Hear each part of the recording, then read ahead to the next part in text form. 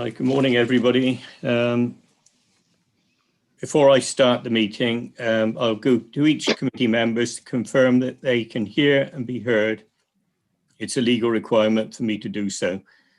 Please advise me at once if at any time during the meeting you experience any technical difficulties that prevent you from hearing or being heard. I remind members of the committee that you will only be able to vote on an application before committee if you have been present for the whole of the presentation of and discussion on the application. I will now call each councillor by name in turn. Please speak to confirm that you are able to hear me, and I will confirm in response that I can hear you. Councillor Paul Andrews. I can hear and see you, Chair. I can see and hear you. Thank you. Councillor Polly Andrews. I can hear and see you. I can also see and hear you. Councillor Sebastian Bowen. Yes, I can see and hear you, Mr. Chairman. I can just about see you, Councillor Bowen. If you move your camera down a little bit, that would be good. And I can also hear you. Councillor Fagan. Yes, I can see and hear you. Thank you, Chair. Also you. Councillor Foxton. Thank you, Chair. I can see and hear you. I can also see and hear you. Councillor Hunt. It's my pleasure to both see and hear you, Chairman. Thank you, Councillor Hunt. I can also see and hear you. Councillor James. I can see and hear you, Chair. Thank you. Also you. Councillor Johnson. Yes, I can see and hear you, Chairman. Thank you. Councillor Millmore. I can see and hear you, Chair. I can also see and hear you. Councillor Mill.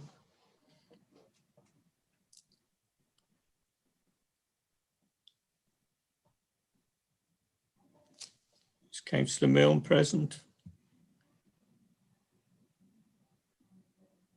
He is, Chair, but he's on mute. Yes, I'm sorry. I couldn't find my mute for a moment. Yes, I can hear and see you. Thank you, Chair. Okay, thank you. I can see and hear you.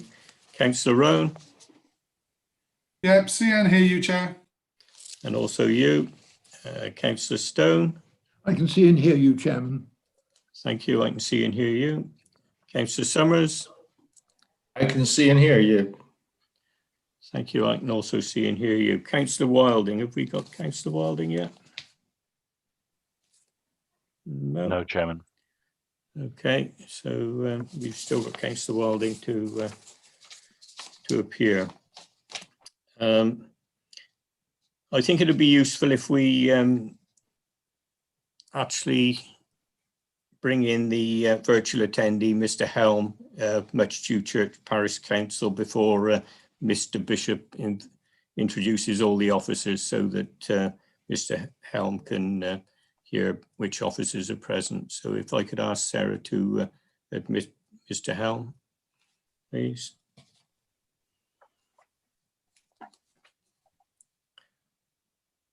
Right, good morning, Mr. Helm.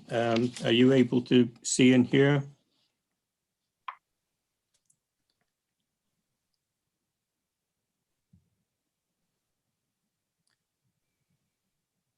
Good morning, Mr. Helm. Are you able to see and hear?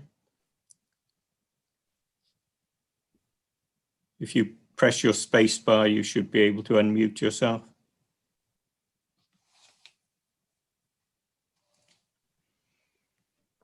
No, not yet.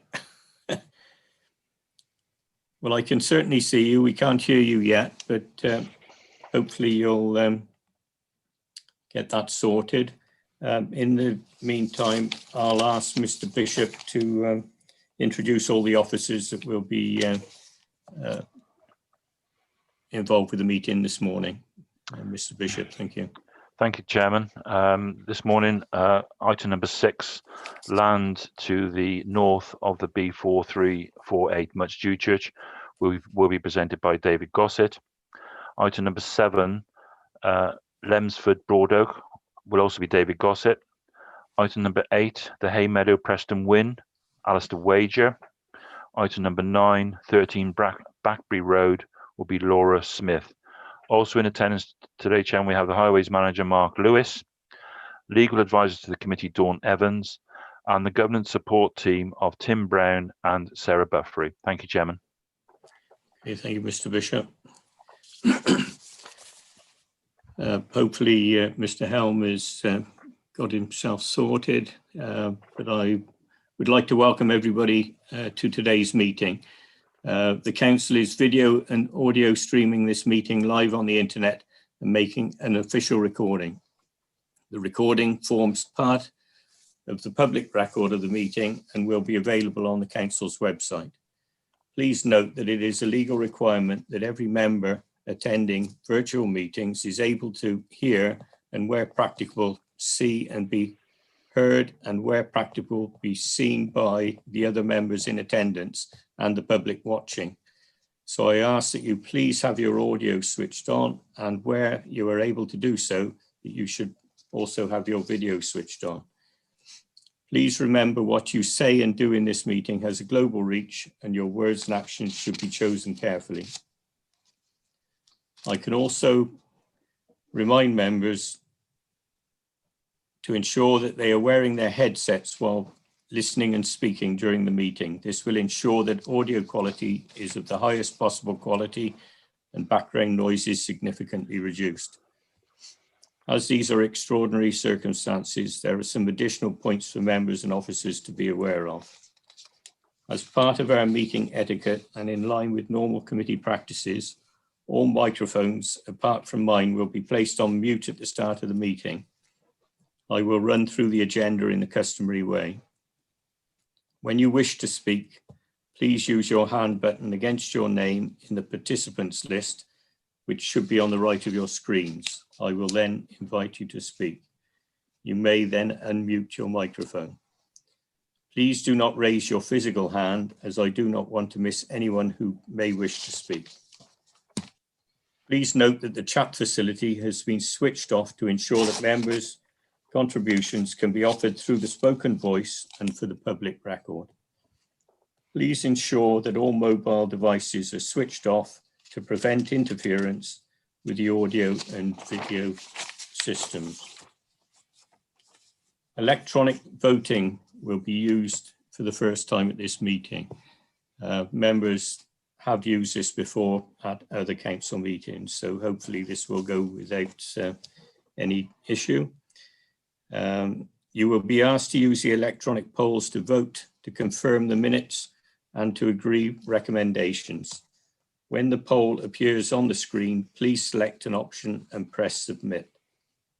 If the poll does not appear on your screen, please access the poll icon at the foot of your screen in Zoom.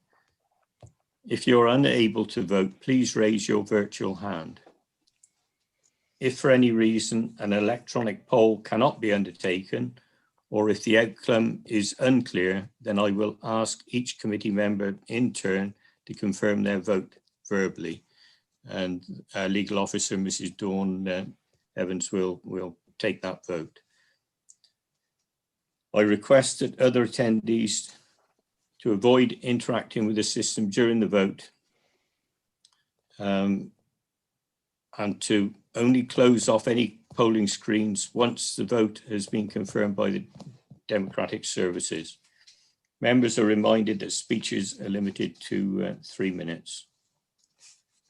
The public speaking arrangements, please note that as part of the virtual meeting format, those registered to speak in accordance with the public speaking procedure, namely the parish council, objectors or supporters, are able to participate in the following ways: by making a written statement, by submitting an audio recording, by submitting a video recording, or by speaking as a virtual attendee.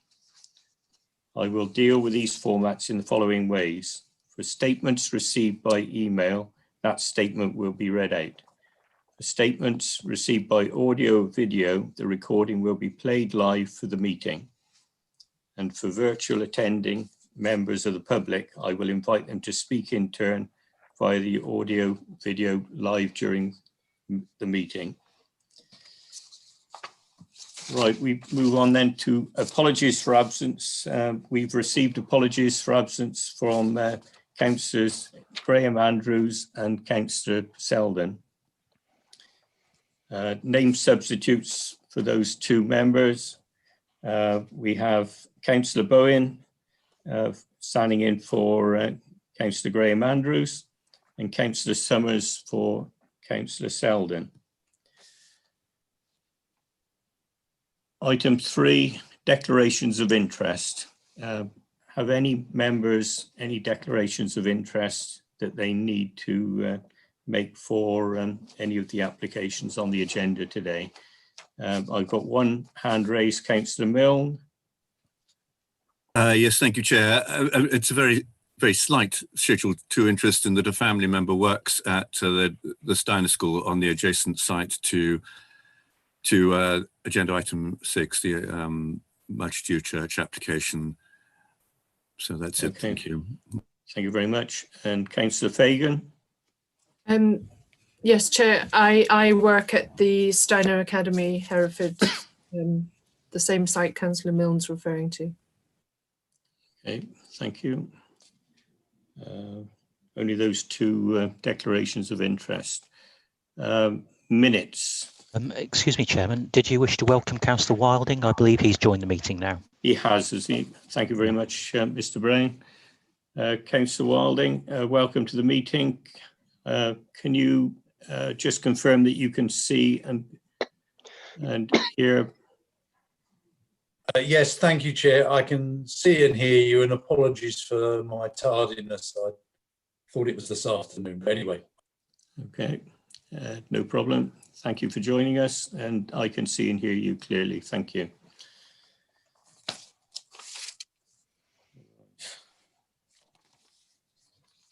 We move on then to item 4, which is confirmation of the minutes held on the 26th of August 2020. No matters of accuracy have been notified to the monitoring officer. So can I ask Sarah, Democratic Services, whether the electronic voting system is ready and to confirm the number of eligible voting committee members for this poll? Thank you, Chairman. Yes, the poll should appear on your screens momentarily. A reminder for those who are in attendance but not voting members of the committee, you will see a poll screen, but please don't touch anything because it won't allow you to cast a vote.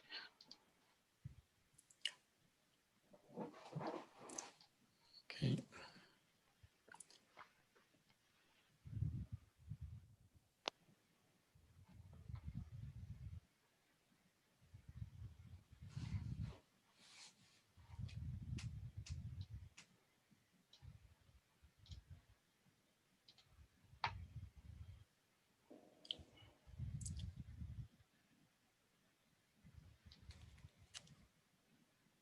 Has that poll been taken accurately, sir? We still have some votes outstanding, Chair. They're still coming through at the moment. That includes mine.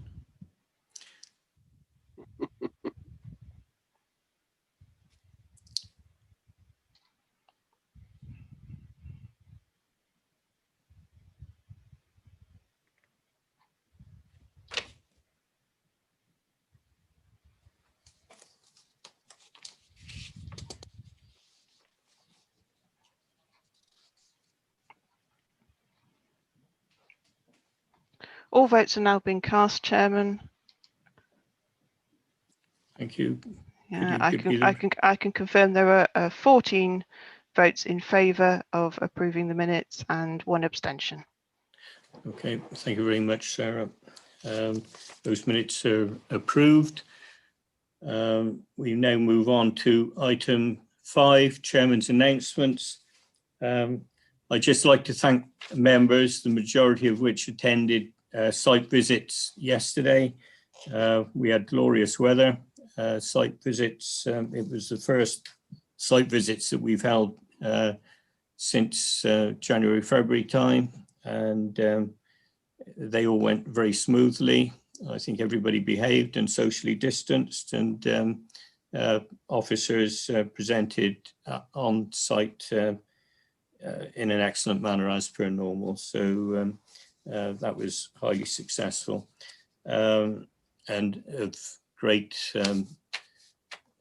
use for today's meeting. So I think that if we can hold more site visits in the future, that will be very good. And the other one obviously is the, which I've already mentioned, the electronic voting, which we've just proved works for the minutes. Hopefully it'll be successful during the applications during the rest of the meeting. Right, so item 6, we move on to our first application this morning. The application is land to the north of the B4348 Much Dew Church Village, Hereford, which is an outline application for a residential development of up to 4 dwelling houses with all matters reserved. As I previously stated, this was subject to the site visit yesterday. The planning officer that will be presenting this morning is David Gossett, and the ward councillor for this application is Councillor Christy Balderson. I've already welcomed Mr. Helm, who will be speaking on behalf of Much Dew Church Parish Council, and I will call on him to speak following the officer's presentation on the application. We also have 2 other speakers, Mrs. Crane, a local resident who is speaking in objection, I should say, and Mr. Studden, the applicant's agent, both of whom have chosen to make a written statement, and Mr. Brown will read those out at the appropriate moment. So without further ado, I move across to David Gossett to make the presentation, please. Thank you. Thank you, Chairman. Good morning, members. I'll just wait for the slideshow to come up. Okay, firstly, an administrative point. Members are directed to the update sheet, which includes a further representation from the parish clerk, including photos of and around the application site.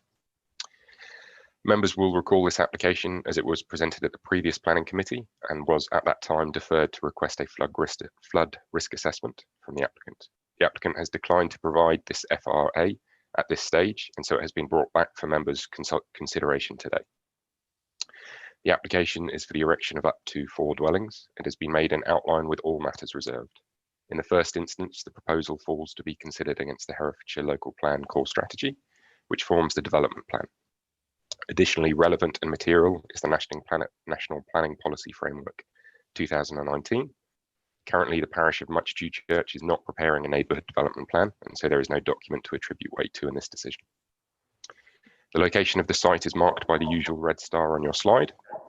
The site is an area of land to the north of the B4348 as it passes through Much Dew Church. It is currently laid to grass with mature boundary hedge to the roadside. Next slide, please. On this slide, members will see the application site marked by the red edge. The aerial photograph on the lower slide, half of the slide, shows the context and field patterns surrounding Much Dew Church. The application site is bounded to the south by the B4348, to the east by Wormbrook, which flows north, to the west by the residential curtilage of number 6 Church View, and to the north is an open field currently grazed by horses. Natural England's agricultural land classification map denotes the area to be grade 2, i.e. very good agricultural soil. The MPPF and core strategy policy SS7 states that the best agricultural land should be protected for its intrinsic character and beauty and for its associated economic value. While it is difficult to make a direct comparison between the terminology used in the core strategy and the MPPF, which again seeks to protect the best and most versatile land, versus the terminology used by the agricultural land classification, which suggests the site is very good. However, it is considered that the limited scale of loss would not result in any significant economic disbenefits, especially when coupled with the retention of the remaining field on which the site lies. Next slide, please. This slide shows the site's location in the context of the wider land under the applicant's control, marked by the blue edge. The depth of the application site matches that of the adjacent residential curtilages. It is of note that much of the land within the blue line is flood zone 2 and 3. However, the application site, marked by the red edge, is wholly within flood zone 1, which has the lowest probability of flooding. Next slide, please. Members will note the application was made in outline with all matters reserved. As such, the plan here is indicative only and does not represent the final layout. Members are being asked to consider the principle of development only and should not give weight to items which are reserved for later consideration. It does, however, provide information about how these elements might be resolved at the reserved matters stage. In terms of drainage, the applicant proposes to connect to the mains sewer for foul water disposal. Welsh Water have confirmed the viability of this, and as such it is considered the proposal adheres to core strategy SD4. This is secured via condition 15 in the officer's report. For surface water, the applicant proposes to discharge water from the roof and driveways to a crate storage system, which then releases at an attenuated rate to Wormbrook. This would be to achieve hydraulic neutrality to pre-development levels. The specific layout of these features remains a reserved matter, and on that basis, the land drainage engineer raised no further objections, but has requested a range of details in support of the reserved matters application. This is secured by condition 14 in the officer's report. Next slide, please. Most members will be aware of the application site as it was heard at a previous committee and as a result of the site visit yesterday, but I've included some photos just for completeness. These 3 photos were taken near the application site as indicated on the map.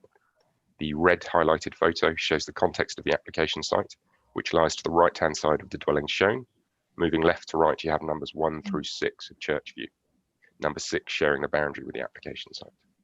The blue photo, bottom left, shows the view northeast from the boundary of 6 Churchview. Wormbrook flows along the far side of the tree-lined boundary.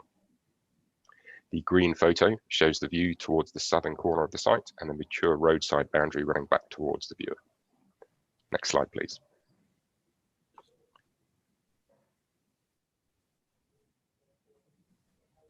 Thank you.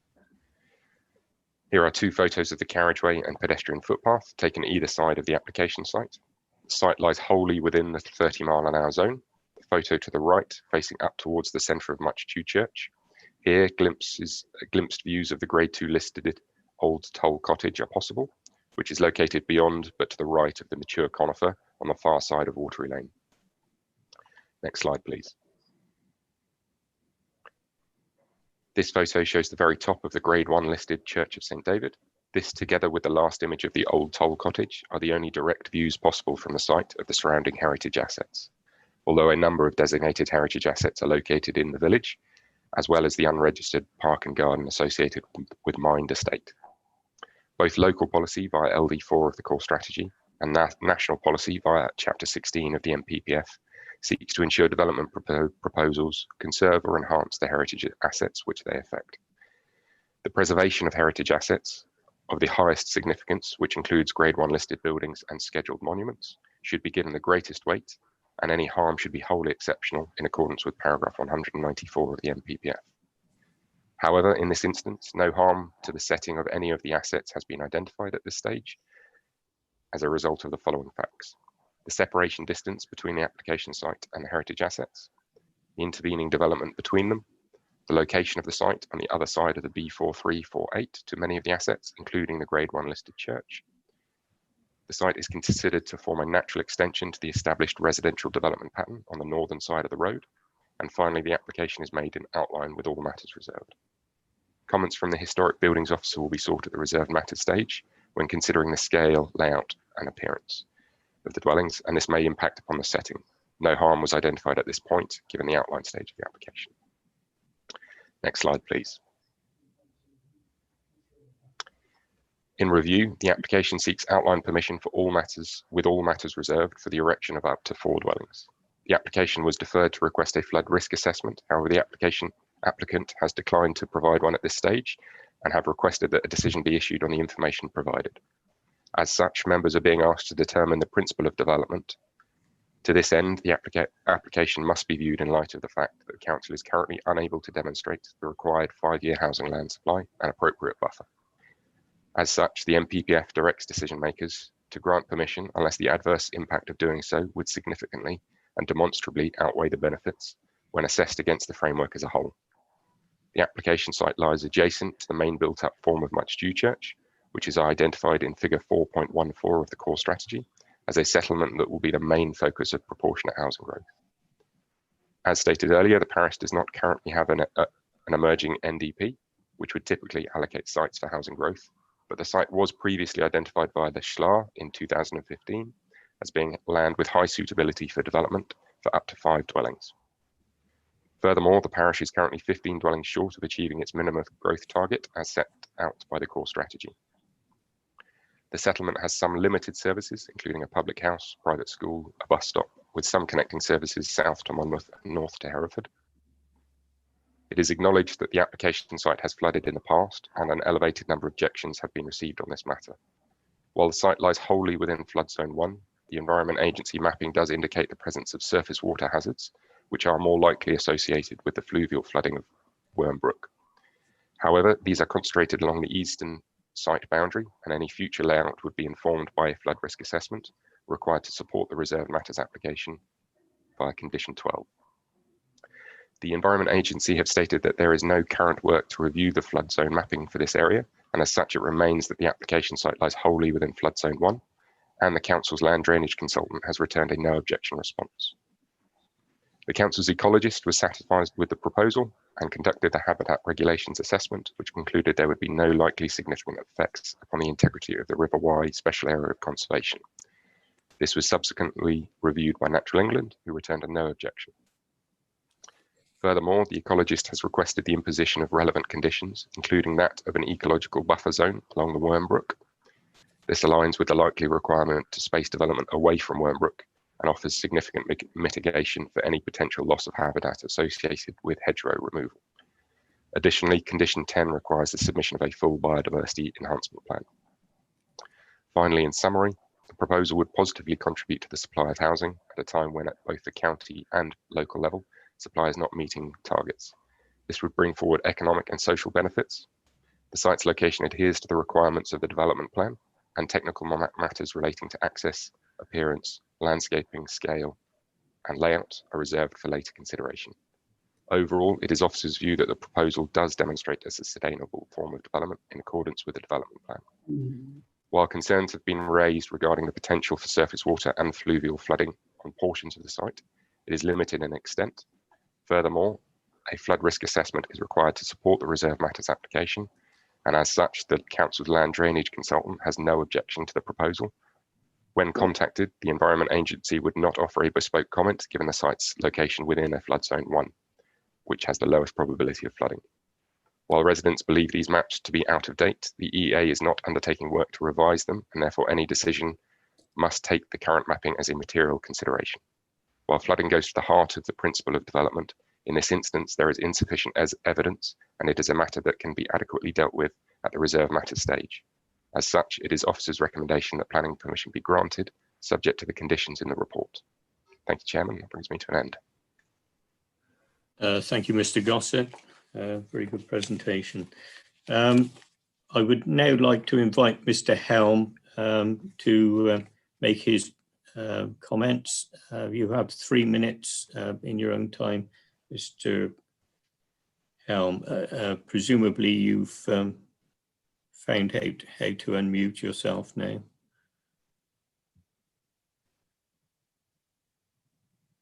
Bottom left of the screen normally. If you move your mouse down to the bottom left.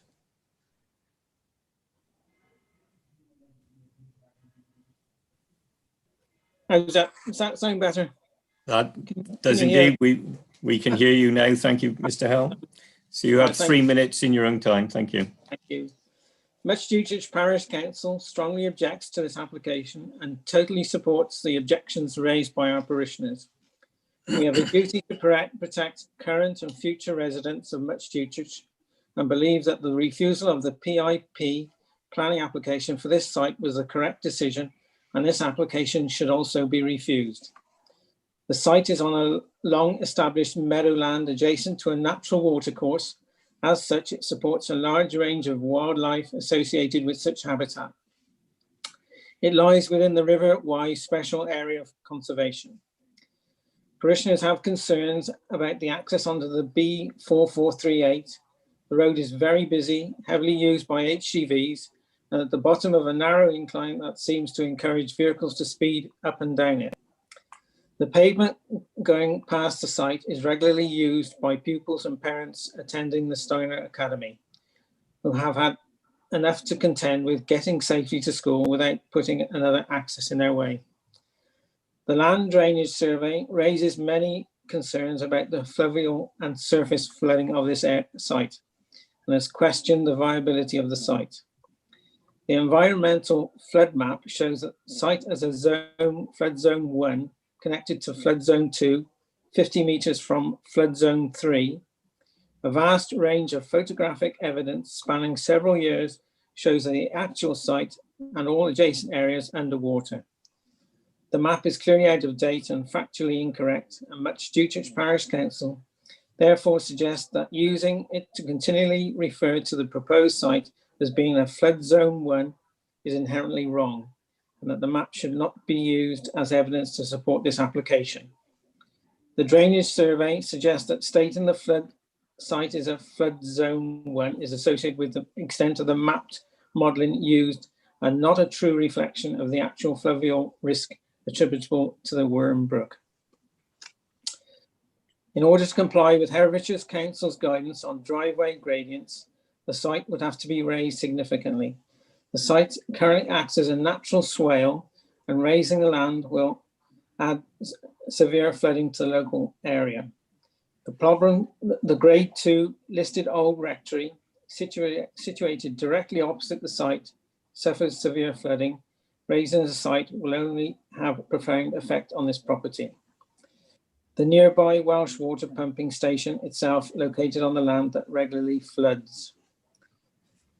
The SFRA 2009 aims to ensure that planning policies and site allocations will not increase the risk of flooding. Both within the site itself and the surrounding area, the applicant has refused to carry out an FRA as requested by committee members. And without this, Much Dewchurch Parish Council suggests that high consideration must be given to the available photographic evidence. After so many lives and properties being ruined by last winter, Much Dewchurch Parish Council requests that Herefordshire Council does not knowingly add to the numbers by granting this planning application. Thank you. Thank you, Mr. Howell. Within the 3 minutes, so that's excellent. We've got 2 written submissions. Mrs. Crane as an objector. If I could ask Mr. Brown to firstly read out Mrs. Crane's submission. With the refusal of the applicant to carry out the FRA requested by yourselves at the last committee meeting, the substantial quantity of photographic and video evidence showing severe flooding and the verbal testament of Councillor Fagan stating that she regularly cycles past the site and witnessed flooding on many occasions is the only evidence available as to what happens at this site. The drainage survey states they have raised significant concerns regarding the potential risk of flooding from fluvial and other sources, and for the sustainable management of surface water runoff. They highlighted that these risks could influence the design or even viability of the proposed development, and potentially increase flood risk elsewhere. They suggest that the current indication of the site in flood zone 1 may be associated with the extent of the mapped model used rather than a reflection of the actual fluvial risk attributable to the Worm Brook. Your report has land drainage down as no objection. Their latest comments of April 20 actually state they have no further objections to the long list of objections and conditions previously raised. The site would have to be raised significantly to allow access onto the highway to follow the council's elevation criteria. As the site acts as a natural swale, this would lead to the loss of fluvial storage and be contrary to the level 1 SFRA recommendations. A large part of the surrounding area lies within flood zone 3, including the nearby Welsh water sewage pumping station, which during flooding has suffered hydraulic overload, with sewage coming up through manholes at the proposed site and most probably getting into the watercourse. Opposite the site is the Grade 2 listed Old Rectory, which has an extensive flood problem. Any raising of the site will exacerbate this and be contrary to paragraph 190 of the MPPF and section 66 Planning, Listed Buildings and Conservation Areas Act 1990, which states that heritage and their settings must be protected. The Environment Agency's National Strategy for Flood Risk Management states that communities should avoid inappropriate development in areas of flood risk and be careful to manage land elsewhere to avoid increasing risks. Incidentally, when the applicant built 1 to 6 Church View many years ago, it's not coincidence that they didn't continue to their boundary and include the proposed site. It has always been a natural overflow to Wormbrook, helping to protect the village. I also have concerns about the access onto a busy road in a position at the bottom of an incline that has a known speeding traffic problem. The pavement running past the site is used regularly by children and parents attending the Steiner Academy. Mr. Staddon suggests parishioners should feel comforted by the list of conditions asked for and that building will not commence until these are met. Having witnessed houses being occupied in a neighbouring parish with many conditions still in place and no enforcement evident, I, for one, do not feel comforted in the least. Please refuse this application.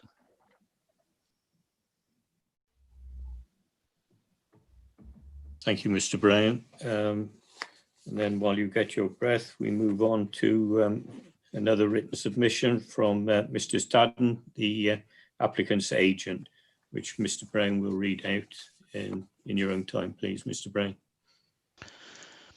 The applicant notes the decision to defer the application and the committee's request that we produce a flood risk assessment.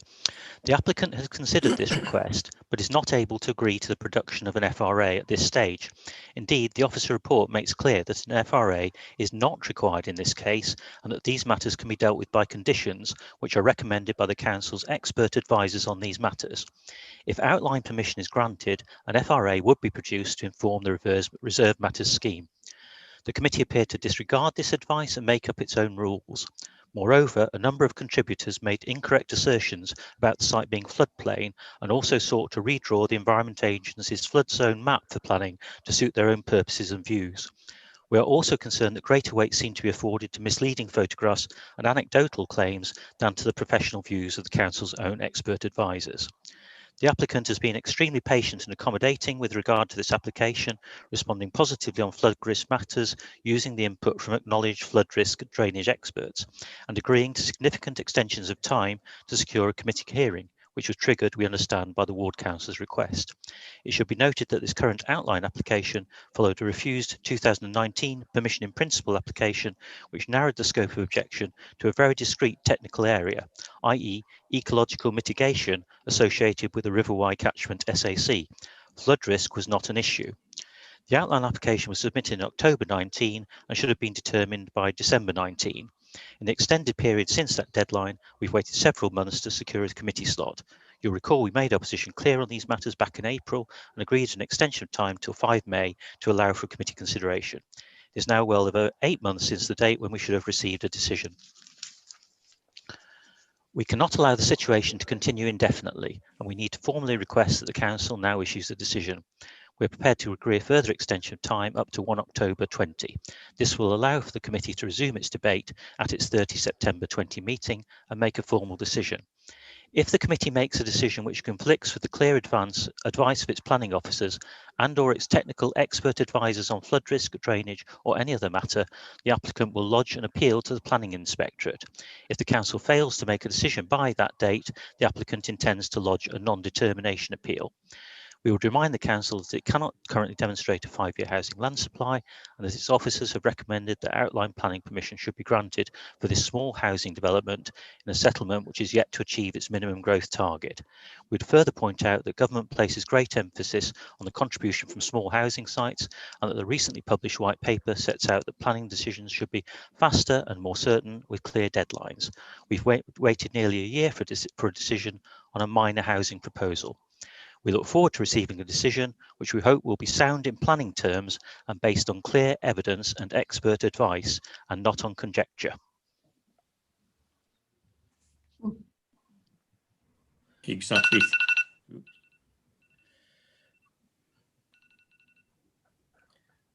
That's my timer. You were exactly on time, 3 minutes. Well done, Mr. Bray. Can I now request that Mr. Helm leaves the meeting by being put back in the waiting room? And I'd like to remind him that he can watch the live stream of this meeting on the Council's YouTube channel. So thank you very much for your submission, Mr. Helm, and wish you a good day. Thank you. Right, we now move across to Ward Councillor for this application, Councillor Balderson. She speaks first and then has a right to speak at the end of the debate, but she will not have a vote. So in your own time, please, Councillor Balderson. Thank you, Mr. Chairman. And thank you to all those committee members that attended the site visit yesterday. Without question, I think it really solidified why the residents are strongly objecting to the principle of development on this site. Whilst waiting for the meeting to start, you all experienced firsthand the large amount of traffic and HGVs that use the B4348. And indeed, we saw lorries mounting the curbs in order to pass each other. With this in mind, I would also like to thank the resident who rents the field to allow us access, as we certainly would have been taking our lives into our own hands if our meeting had progressed on the roadside. Road safety on this stretch of road is a significant concern to local residents, and they are worried that this application would further exacerbate the current problems. I'd also like to clarify one point I made during the site visit yesterday. The entrance to the field, land where the horse jumps were located, and land up to the electric fence is recorded as flood zone 3. And I think I may have accidentally said flood zone 1, so I apologise. And for clarity, it is flood zone 3 on the Environmental Agency maps. Flood zone 2 starts approximately where the electric fence was located. The planning officer has made his report based on current flood maps, which indicate that the site lies within flood zone 1. The premise of the officer decision is that it therefore has a low probability of flooding. Residents have showed in numerous photos that the site is subject to flooding well beyond what is reported by the Environmental Agency maps, and this flooding is not limited to the extreme weather conditions of last winter. Some of the dates for the photographs submitted by residents include February 2007, June 2007, July 2007, February 2014, November 2016, October 2019, and February 2020. The applicant has refused to follow your request and undertake an FRA, and the residents believe that without one, you should have no other course of action but to refuse this outline application. Land drainage comments from 12th of March this year includes the photographs I showed you on site. During your last meeting, the lead development manager indicated that the whole site is not subject to flooding, which is technically correct. The position I showed you from where the photographs were taken is on slightly higher ground, and therefore this small section of the site is not flooded in the photographs. However, as demonstrated, the rest of the site is subject to flooding. The land drainage report also states that it is likely that the proposed development site is at risk of fluvial flooding from the Wormbrook, particularly when the potential effects of climate change are taken into account. It goes on to say that although the site is located in low risk flood zone 1, there is a potentially significant risk of flooding from the Wormbrook, and that the risk of flooding at this site could affect the location, nature and form of proposed development. As it can affect the location, nature and form, it would be negligent of this committee to allow this application to be approved, as it completely undermines the principle of development. In addition, MPPF paragraph 155 indicates that inappropriate development in areas at risk of flooding should be avoided. Residents believe that the current application is contrary to policy SS7 addressing climate change, and it will not create a safe and accessible environment in accordance with SD1. An application should not be approved where there is demonstrable evidence from the community that it is subject to flooding, regardless of what the out-of-date flood maps are reporting. Policy SS7 focuses development to the most sustainable locations identified. Something just came, my meeting invite just came up. Policy SS7 focuses development to the most sustainable locations, and as demonstrated by the SLA, there are other more suitable locations identified within Much Due Church for development. In addition, in accordance with SD3, the development does not have an appropriate sustainable drainage system to manage surface water. Without an FRA, residents also believe that it will have an adverse effect on water quality, either directly through unacceptable pollution of surface water or groundwater, or indirectly through further overloading of the wastewater treatment works. The proposed application is well below the level of the road, and as highlighted in the concerns by Highways, would need raising. With this loss of fluvial flood storage and increasing climate change events, the flooding around the sewer pumping station, Low Lane, and Grade 2 listed Old Rectory could be greater in depth, leading to further damage. The October rains last year did result in hydraulic overload to the pumping station, resulting in sewage spilling from the manholes along the brook. Additional dwellings would certainly exacerbate this already known problem. The houses directly adjacent to the site were built many years ago, and if you were doing a desktop review, the application site would be seen as a natural extension to the village and in line with policy RA2. However, I hope your site visit yesterday highlighted the topography of the land and why this is an inappropriate site for development. Although on the edge of the settlement, the proposed site lies within the River Wye Special Area of Conservation and has been a long-standing grass meadow with well-established hedgerows, which is a natural habitat for a range of wildlife such as snakes and newts.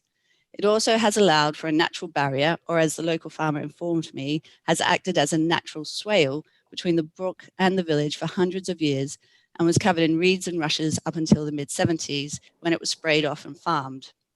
It is an important part of the village flood defences, as the soil acts as a giant sponge, not only retaining water, but a filtration bed abstracting minerals and the topical issue phosphorus. As was highlighted yesterday, it is also unusual for an application not to have access considered with outline in principle. If you approve this application, there could potentially be between 1 to 4 houses on this site, and the complete hedgerow along the B4348, along with the biodiversity and natural capital of this site, could be destroyed. Outline approval should not be given in an area that is proven to flood, where land drainage have raised significant concerns, and where Highways have also identified a number of issues. Although the planning officer has attached a large amount of conditions to this application, the residents believe that in the absence of an FRA, the combination of all these issues severely undermine the principle of development, and the adverse impacts of granting permission would significantly and demonstrably outweigh the benefits. As raised by several members during the last meeting, this application would not support core strategy policy SS1, SS7, LD2, LD3, LD4, SD1, SD3, and SD4. Thank you. Thank you, Councillor Balderson. We now move into the debate proper, and I've got Councillor Summers first, and then Councillor Milne. Councillor Summers, please. Thank you, Chair. It's just a question. I noticed at the site visit that the site is considerably lower than the houses next door. If that site is raised, which it may have to be to compensate for what possible flooding, would it affect the visibility of the old rectory? I'm going to ask Mr. Goss that question. Is it? Because, you know, if we're going to, at the pictures that I saw, there's only a little part of the rectory visible, but that was at the level it is now. If it's raised, it's could be more. Could you answer the question? Thank you.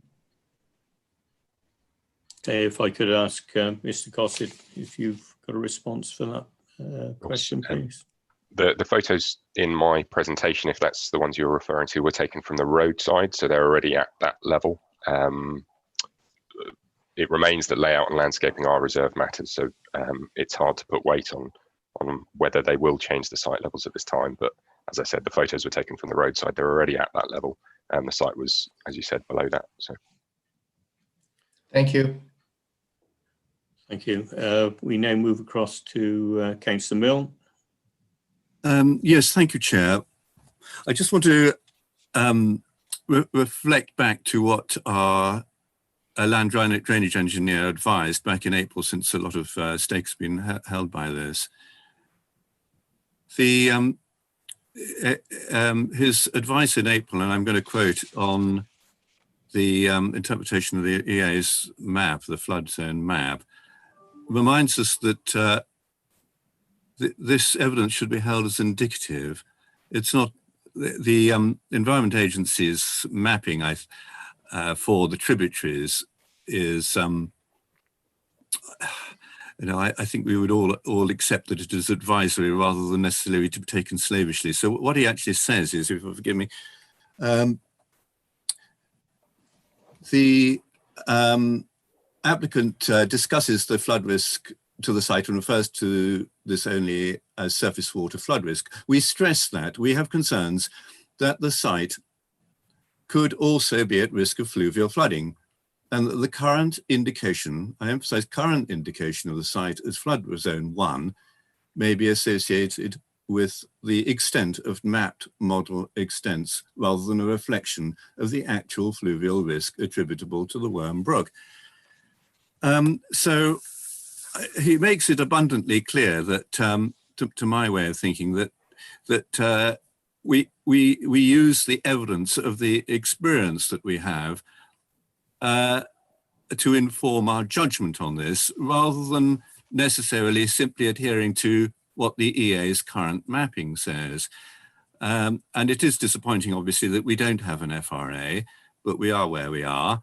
And therefore, I think it is reasonable, particularly in the light of the evidence that the Parish Council submitted in its supplement, to give great weight to it. So that is my view on the flood risk and our assessment of this application site at the current moment. Thank you. Thank you, Councillor Mill. Councillor Wilding. Thank you, Chair. Yeah, I guess my main worry about this site is the fact that Worm Brook would run along the side of it, and that for years, if not centuries, it has been a nature reserve, basically. So I quote policy LD3 about green infrastructure, identifying retention of existing green infrastructure corridors and linkages. And I would suggest that Worm Brook and the bit of field around it is indeed an infrastructure that's a corridor and a linkage, including, and the policy goes on to say, including the protection of valued landscapes, trees, hedgerows, woodlands, watercourses and adjoining floodplains. So I would say, if we allow the building on this site, we are interrupting that wildlife linkage and therefore endangering the green infrastructure of Herefordshire. Thanks. Okay, thank you, Councillor. I'll move across to Councillor Bowen, please. Thank you, Mr. Chairman. A very interesting site visit, and I think very, very useful and important. It is, I think, manifestly clear that this site does flood, and not just very, very occasionally, but on a regular basis. Also, the proposed access road is just at that very point where all the water from the roads coming from both sides will funnel straight into the development as well, which I think should be noted very strongly. It's also grade 2 land, which you should not be using to build on when there's other more appropriate sites to build on.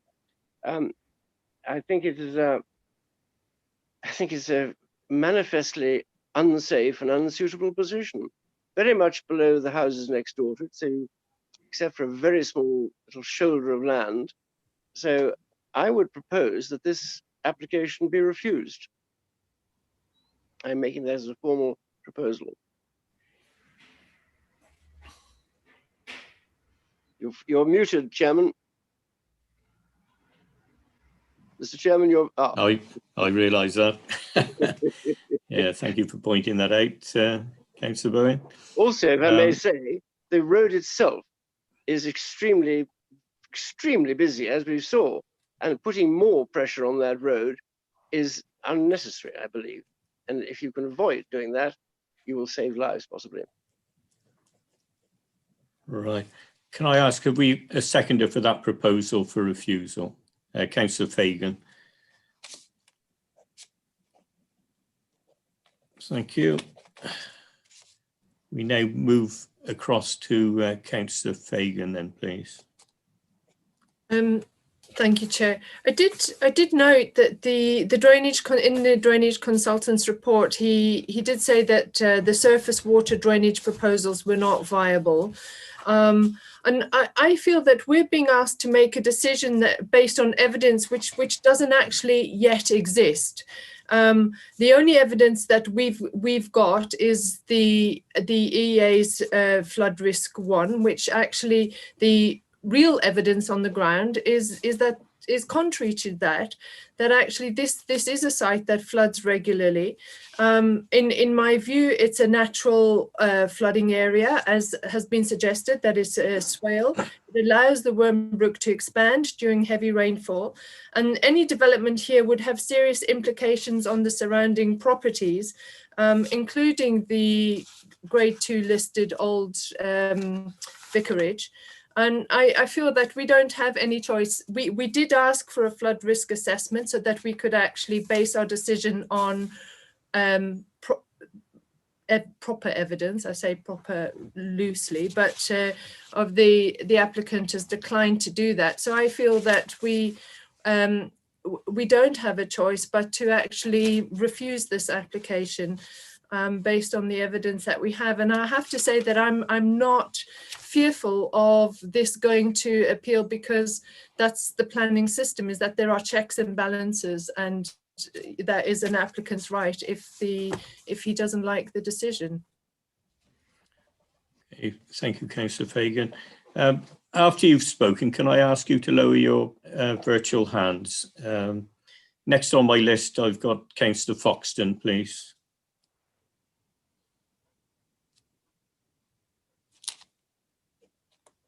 Thank you, Chair, and thank you, Mr. Gossett, for presenting the application.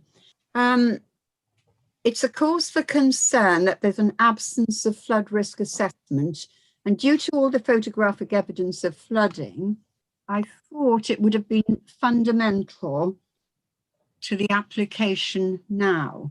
The applicant recognises that a detailed assessment of flood risk will be undertaken to inform the detailed design of the scheme. I would have thought flood risk would have been the top priority for consideration in this application. Thank you. Thank you, Councillor Foxton. Councillor Rowan. Thank you, Chair. Yeah, when we stood on the site yesterday, I had this vision come into my head of at the time I was stood next to Councillor Mill. There was he and I with buckets trying to empty somebody's front room of water because we had been part and parcel of the reason that whoever ended up living there would be flooded out. It was an awful sight. The whole idea of getting on that site yesterday and seeing it, I agree with what everybody else has been saying. I just do not see it. It's a floodplain, regardless of where the water comes from. It's where the water sits, and you can tell that for centuries. That's what it's. That's why it was never been built on before. But I don't know whether this is Mr. Bishop or Mr. Gossett. Planning history. It's 4th of September 2019 refused, and I've been and had a look at it, and it was refused under delegated powers. So when the letter from the applicant, the supporting letter from the applicant came in, he said been waiting over 12 months for a decision. So which is right? Was it refused 12 months ago, or is it a wholly different application? Because I can't really see an awful lot of difference. Application for permission in principle for a residential development of up to 4 dwelling houses. It's 12 months ago. So who's right? Was it rejected, or? I'm a little bit confused if somebody wants to put that right for me. Okay. Have you any other comment to make, Councillor Rowan? No, except I will be supporting what my colleagues have been saying, and I'll be voting against this application today. Okay, thank you. Mr. Bishop. Thank you, Chairman. Just to answer Councillor Rowan's question, they are 2 separate applications.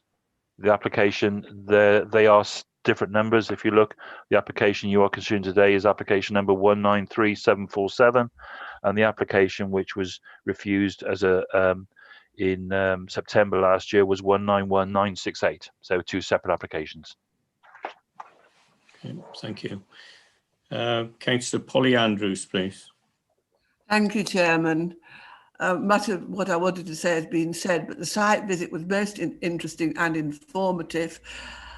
I find it sad that the Environment Agency maps are completely, obviously out of date, and they're not intending to renew them.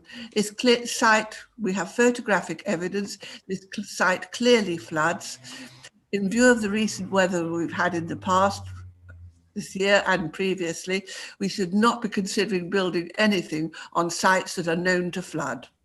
And this is one of them. Thank you. Okay, thank you. Councillor James, please. Thank you, Chairman. I won't say very little at the moment because I think most of it's been said. But having taken note of what members who visited the site have said, I probably will abstain on the situation. But bearing in mind the technical evidence that has been produced and the evidence from statutory consultees, I think it's very likely we will lose this at appeal. But let us see. But be very careful that we don't do this too often, because it could get very, very costly for the council. Thank you, Councillor James. Councillor Rowan, did you wish to speak again? Yeah, sorry, Chair. With all due respect to what Mr. Bishop said, I realise it's a different application, but the description is identical. So therefore, under delegated powers, it was refused last year. And my question really was, the letter from the supporter, the applicant, said that we've been waiting for a decision for 12 months. So if I have been waiting for a decision for 12 months, why was it then turned down 12 months ago? Without going into the absolute details of it, of the application, but reading the general overview, I'm a little bit confused, and I can certainly tell they're two different applications, but that means that the information from the supporting letter wasn't accurate then, or are we wrong? You can't wait 12 months, because 12 months ago was the decision. Okay. Do you want to make further comment, Mr. Bishop? Just to say that this application was submitted on the 25th of October 2019. So he's been waiting nearly 12 months, going through all the technical advice. There was technical reasons why the permission in principle application was refused back last year, September last year, and that's why they then submitted a full outline application for consideration for you today. Right. I think that clarifies that, and we must remember that it's the application in front of us that we're deciding on today. I've got no others actually showing a virtual hand as to wanting to add to the debate. I will remind members that proposed and seconded the recommendation for refusal, contrary to recommendation, that we will need reasons and policies before we go to the vote on that one. If I call upon officers then to make any comments before I go back to the ward councillor to sum up. Thank you. Thank you, Chairman. Just pick up a few things for members. Obviously, yes, you've quite clearly identified that that the evidence you have in front of you is that the site or part of the site does flood, has flooded previously, and I fully understand where you are coming from in that respect. However, that is covered by relevant conditions which are proposed as part of the proposal to move forward. If permission is granted, that those details would have to be submitted. We're only looking at the principle, whether the site could be developed or not. In this particular instance, all the technical details relating to the height of the land, etc., access, and so on, will be subject to further consideration. So all those details are there for later consideration. However, I do understand where members are coming from. They feel that you need the evidence is conflicting because and you've quite clearly identified that, and you are obviously identified that to be satisfied for yourselves, you would need a robust assessment of the flood risk associated with the Worm Brook.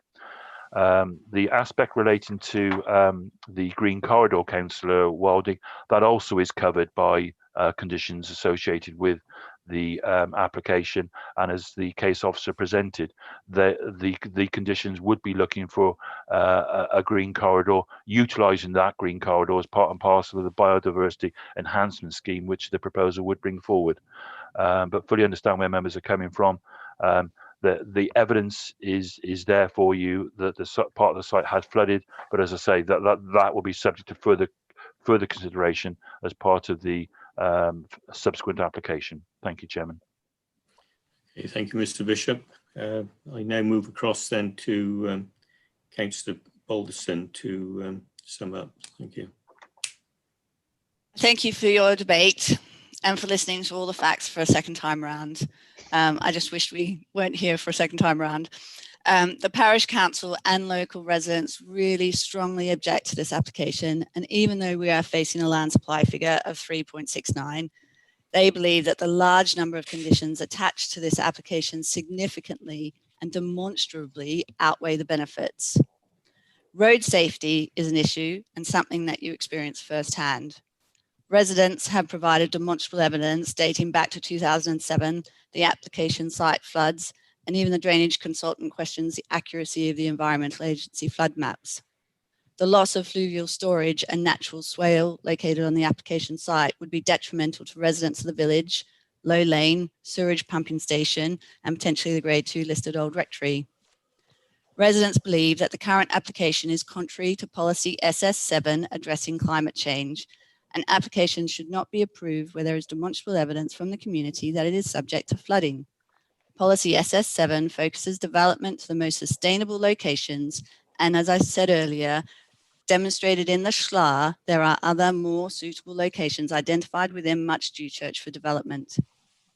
Even Cabinet last week questioned the building of a leisure pool in a location that is subject to flooding and have asked for a new location to be considered as part of the core strategy and leisure strategy review.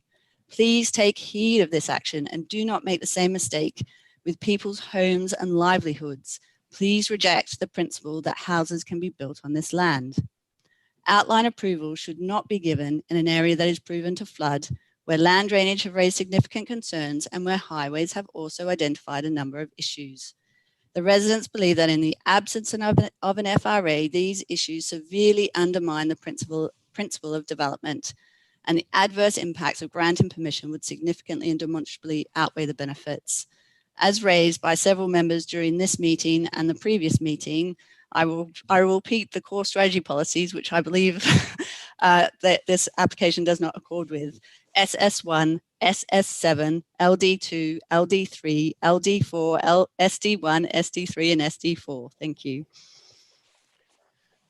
Okay, thank you, Councillor Balderson. We've got a motion tabled for refusal contrary. If I go back to Councillor Bowen, please, to actually state the reasons for that recommendation for refusal against recommendation. Just trying to unmute myself. Yes, you are thank you, Mr. unmuted. Chairman.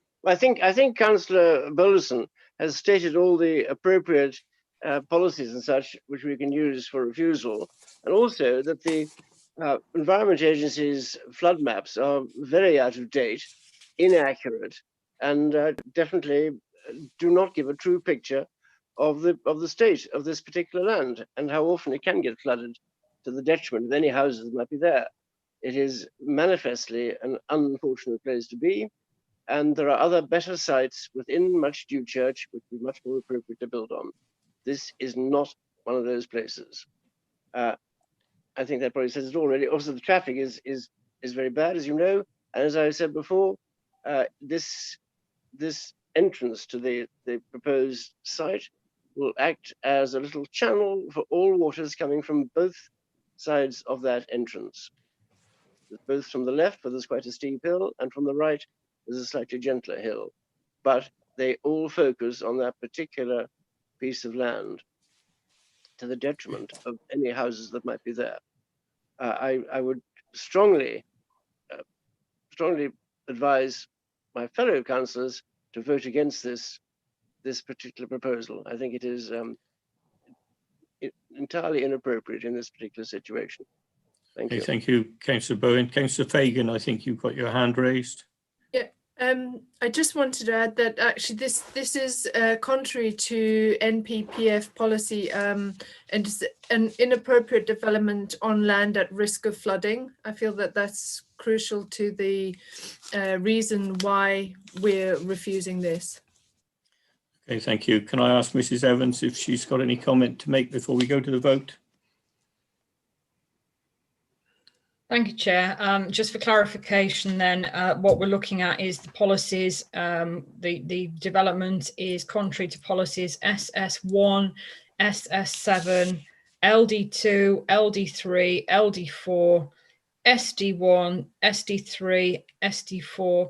Councillor Fagan also referred to the NPPF on drainage, flooding.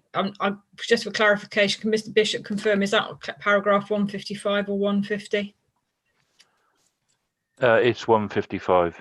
Can I also, Chairman, can I, the evidence that and the discussions that members have had this morning, the route to take, I would suggest, would be the impact on flooding, the aspects relating to highways.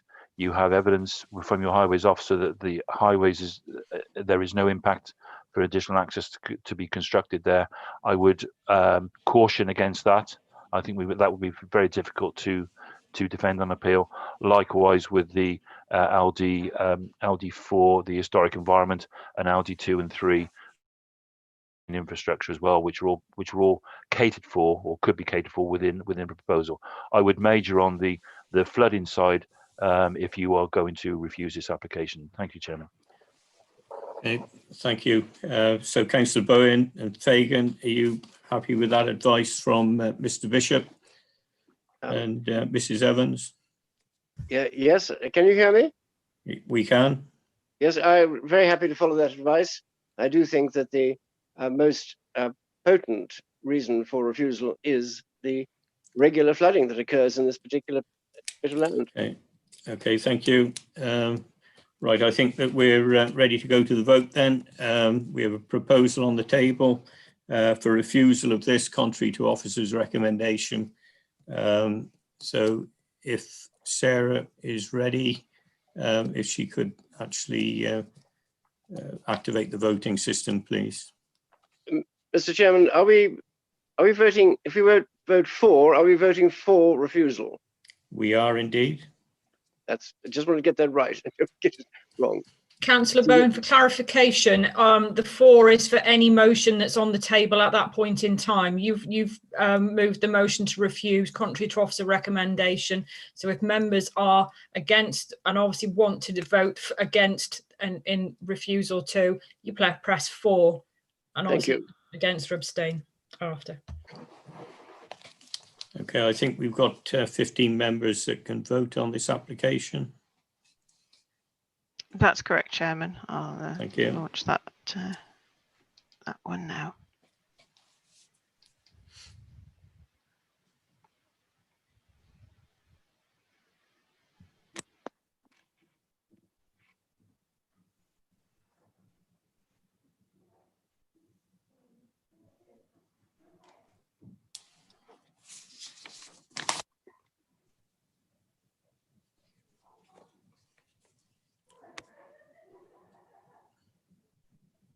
Have all members voted, Sarah? I have 1 vote outstanding, Chairman. Right, so 1 out of the 15 has not voted yet. That's me, Chairman, because my screen has gone blank. Right. I should have also asked that everybody was fully in attendance during the presentation and all the debate. So I assume that everybody was entitled to vote. Chair, I saw obviously Councillor Wilding came late in, but he was there for the full details, and everybody else appeared to be there as well to watch the full motion and to hear all the speakers. Thank you. Okay, So- Chairman. So of the 14 votes that have been cast, we have 13 in favour of that recommendation and 1 abstention. If perhaps Councillor Hunt wishes to add his vote verbally. You're muted, Councillor Hunt. Sorry, I will abstain, Chairman. Abstain. Okay. Yep. So that motion to refuse is carried. 13 votes for refusal and 2 abstention. None against. Thank you for that. I'm now going to call an adjournment for 10 minutes.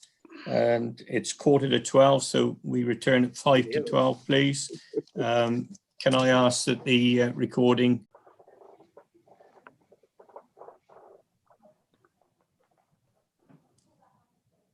There's a notice saying it's cool. Yeah. Okay, we're now live again. So I'd like to welcome everybody back to the meeting following our adjournment. Can I request that the public speaker for agenda item 7, attending as a virtual attendee, Mr. Partridge, the applicant, is admitted to the meeting.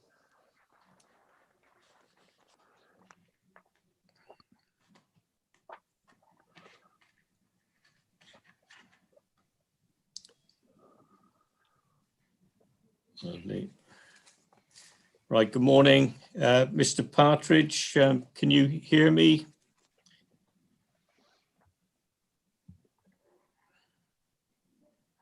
If you'd like to unmute yourself and just confirm that you can hear me, please. Bottom left of your screen. Hello.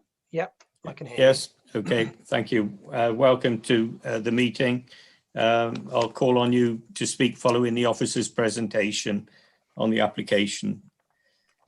Right. We have application. Second application on the agenda this morning is Lemsford, Broad Oak, Herefordshire, site of erection of 1 detached dwelling and 2 bungalows. The committee deferred this consideration on the application at the meeting on the 24th of June, subject to a site visit, which we held yesterday. The planning officer that will make the presentation this morning and dealing with this application is David Gossett again, and Ward Councillor, Councillor Fagan, who is a member of this committee, but stands aside and acts as ward councillor for this application and therefore doesn't get a vote. So without further ado, if I could call upon Mr. Gossett to make his presentation, please.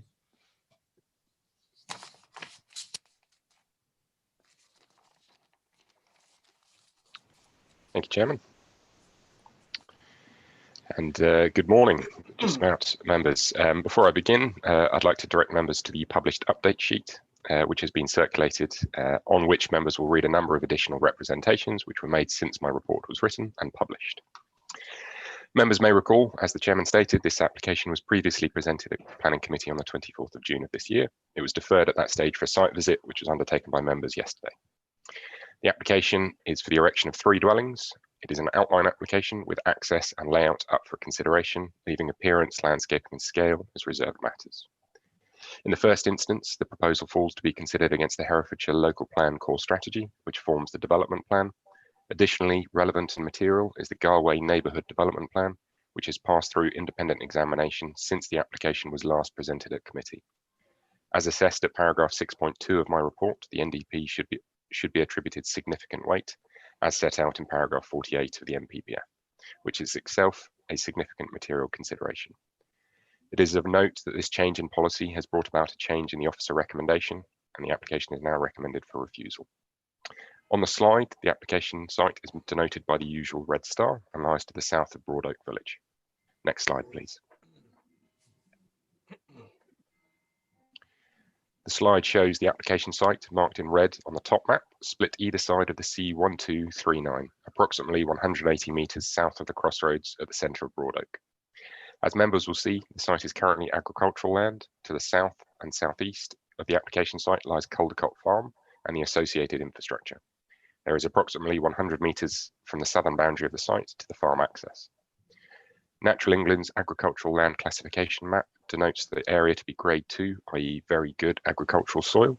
The MPPF and Core Strategy Policy SS7 states that the best agricultural land should be protected, both for its intrinsic character and beauty and for its associated economic value. While it is difficult to make a direct comparison between the terminology used in the Core Strategy and the MPPF, which again seeks to protect the best and most versatile land, versus the terminology used in the agricultural land classification, which suggests the site is very good. However, it is considered that the limited scale of loss would not result in any significant economic disbenefits, especially when coupled with the retention of the remaining agricultural fields on which the application sites lie jointly. Next slide, please. This slide shows the proposed site layout. The western portion of the site lies directly adjacent to a recent development of 4 detached dwellings. The proposal is a further detached dwelling broadly in alignment with those to the north. A private access is also proposed in the northern corner of this section of the site. The eastern portion of the site lies directly adjacent to the existing dwelling known as Lemsford. On this portion of the site, 2 detached dwellings are proposed, broadly in alignment with Lemsford and Fieldhouse to the north. The proposal includes a shared access point as shown. Next slide, please. Since the application was heard in June, the applicant has proactively undertaken an arboriculture assessment of the site after hearing the debate. This assessment identified the dwelling proposed on plot 2 would marginally incur upon the root protection area of the principal existing oak tree. As such, the dwelling has been moved slightly further east to, outside of this area. The council's specialist tree officer has reviewed the proposal and confirmed they have no objection. Furthermore, as part of these changes, the applicant has sought to reduce the landscape impact of the proposal, with some tree planting along the southern site boundaries, as shown on the slide. The senior landscape officer welcomed the additional planting, which will filter views of the development when approaching Broad Oak. Similarly, the protection measures put in place for the oak tree were welcomed. However, there remains an in-principle objection from the landscape officer to the proposal, as the effect upon the character of the settlement, as a result of it creating a suburban linear character, eroding the rural gap between Broad Oak and Caldecott Farm. Next slide, please. On this slide, members will see the proposed drainage strategy, which includes package treatment plants for each dwelling, with outfall to an already approved attenuation pond and surrounding reed bed on land owned by the applicant. The attenuation pond was approved to serve the 4 dwellings adjacent to the application site and a further 2 dwellings to the north and is currently in operation. The number of individual package treatment plants was initially raised as a concern by the land drainage consultant, as it would inhibit the ability to ascertain the source of any potential pollutants. In response to this, the applicant has proposed the installation of an alert system on each treatment plant to ensure any failures are identified quickly. This has removed the objection from the land drainage engineer. Next slide, please. Again, while most members will be familiar with the site given yesterday's site visit and its previous appearance, for completeness, I've included a small selection of photos with my presentation. The photos on this side have been, on this slide rather, have been taken from the south of the application site as indicated by the map. First photo was taken south of the 30-mile-an-hour speed limit within which the application site lies. The second is taken at the southern site boundary and shows the area in which the 2 accesses will join the established highway. Next slide, please. This slide shows the photos of the western portion of the site where a single detached unit is proposed. The first is a view from the south towards the site and adjacent detached dwellings. The second, a view from the west towards the rear of the adjacent dwellings, showing the wider context of this portion of the site. Next slide, please. These photos are of the eastern portion of the site where 2 bungalows are proposed. The first photo is beyond the southern boundary, looking north towards the adjacent dwellings. It shows the existing boundary hedge between the site and the C1239, as well as the shared boundary with the dwelling known as Lemsford. The second photo shows the location of the access in relation to a large oak tree, which is to be retained.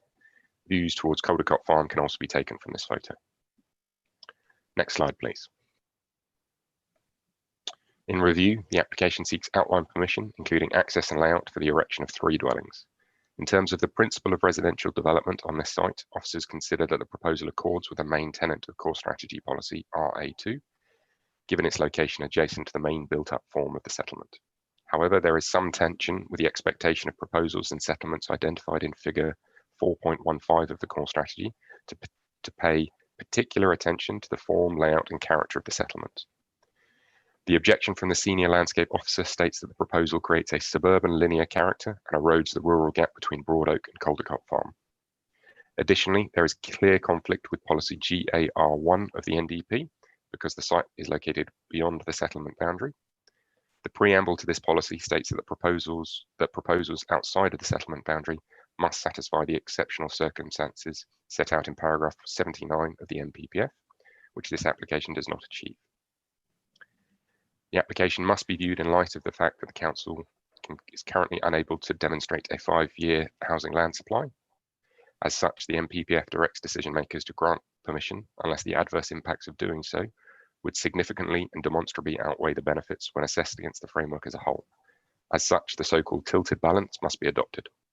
This planning balance is typically assessed under 3 overarching objectives of the planning system, namely economic, social, and environmental. For a full discussion, members are directed to paragraph 640 and onwards in the officer's report. Briefly, the proposal would positively contribute to the supply of housing at a time when, at least at the county level, supply is not meeting targets. However, the parish of Galway has currently exceeded the minimum growth targets, and the emerging NDP allocates further development sites within the settlement boundary. While the provision of housing would bring forward economic and social benefits, which are clearly bolstered by the inclusion of 2 bungalows in the layout scheme, this has to be weighed against the conflict with policy GAR1 of the NDP, combined with the identified landscape harm conflicting with both GAR4 of the NDP and LD1 of the core strategy. It is officers' view that the adverse impact of the development, when taken together within a parish that has exceeded its minimum proportionate growth targets, such that the adverse impact is not justified, would significantly and demonstrably outweigh the benefits. It is therefore officers' recommendation that planning permission be refused for the reasons set out in the report. Thank you, Chair. That brings me to an end. Thank you, Mr. Gossett. I now move across to Mr. Partridge, the applicant, who will make a presentation to us. We give you 3 minutes to do this. So in your own time, Mr. Partridge, please start. Can you hear me, Chairman? We can, thank you. Okay. To date, Herefordshire has not met its 5-year housing supply. Just this month, the Hereford Housing and Economic Land Availability Assessment called for suitable development areas in the county to come forward. The planning officer, in his June committee report, stated that the proposal for 3 dwellings was considered as proportionate growth. However, his recent change in support does not appear fair nor consistent, especially considering the NDP has not been voted upon. Surely to refuse this application on the basis of the stage of the NDP and its weighting is in stark contradiction to the recent call for sites, showing further inconsistency in addressing the housing shortfall. Last winter, flooding in the county showed limitations in identifying suitable development land. This site is 450 feet above sea level and is within Zone 1, an area of very low flood risk area. With its own existing and viable foul and surface water drainage system, the application presents itself as a suitable site for development. The majority of local objection was not from direct neighbours, and waiting to have redirected to committee was unfair and disproportionate. The parish council's objection of being too close to a slurry lagoon is unfounded. I have stopped dairy farming. It is empty and could be used as a nature pond. Our local councillor's objection does not take into consideration the benefit of the application, nor the importance to build homes for families to live in. This application is for 3 dwellings, 2 of which are very modest in size and affordability. The landscape objection presented at the 11th hour, subsequently addressed, was a desktop study and should carry little to no weight as per the officer's own comments within the previous committee report. All technical requirements have been met, with all services, electric, water, sewage, drainage, access, high-speed fibre and a 30-mile-per-hour speed limit available on site, making it a ready-to-go development. The dwellings recently granted permission in Broadoak have already been sold before completion of building work has occurred, demonstrating a clear demand for people wanting to move to this area. The location is sustainable and permission would further support local services such as Broadoak Garage and Shop, Methodist Chapel, school and public bus services, Galway Pub, primary school and new community centre. If passed, the landscape scheme will gain the village a defined soft tree planted entrance from the south. In addition, the oak tree would also gain a suitable protection zone with the 2 bungalows being eased back to comply. To conclude, I hope you pass this modest application that has taken 11 months to get to this point. Your support today will help build homes for families to live in to ensure the viability and longevity of our rural community and its valuable services for future generations. Thank you very much.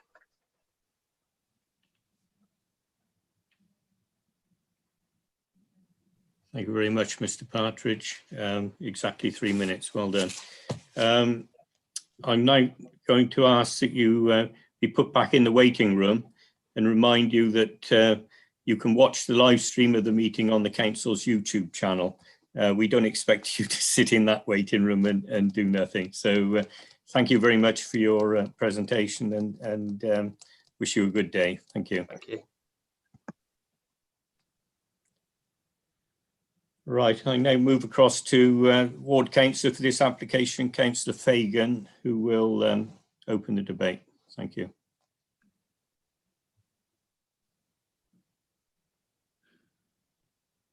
You can unmute yourself. Bottom left.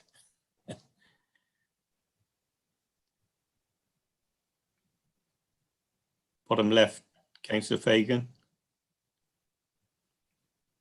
Yeah, apologies for that. I was trying to access my my statement and my space bar wasn't working. Okay. Right.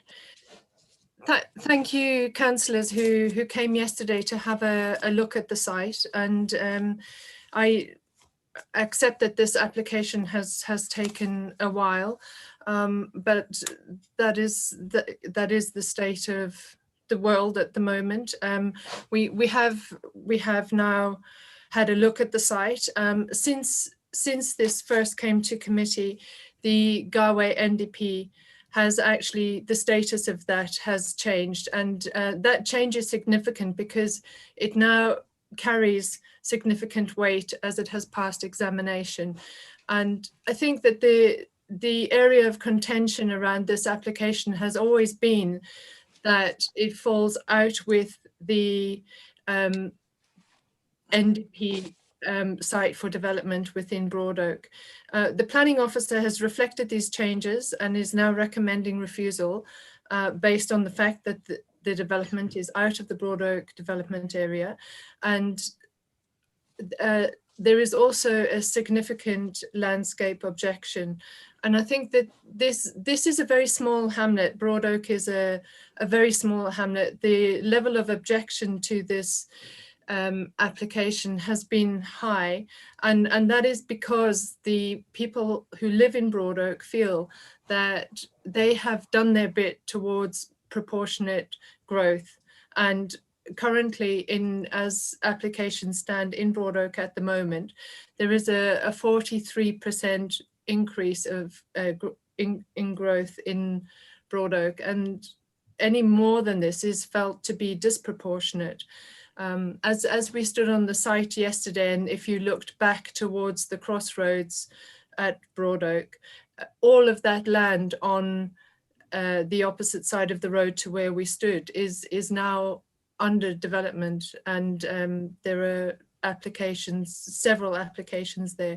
For a small hamlet like this, it is a huge increase, and I think that is a significant contribution towards the strong feeling that people have against this application. As councillors will know from ward work, getting the NDP through examination is no mean feat. The Galway NDP still has to be voted on, but it has been passed by the examiner. It is the lead document for Broadoak in determining where development can and cannot take place. And this application is outside of that area. I think ignoring this would be a slap in the face of local democracy, where people feel that they are pulling out all the stops to produce their NDPs. And I think that it would also open the doors to judicial review if we did not take the officer's recommendation. The applicant has taken the trouble to try and address the issues raised at the last meeting and produced a tree survey, introduced additional planting to try and mitigate the impact of the proposals. But the landscape objection still remains, citing unfettered ribbon development resulting in landscape harm.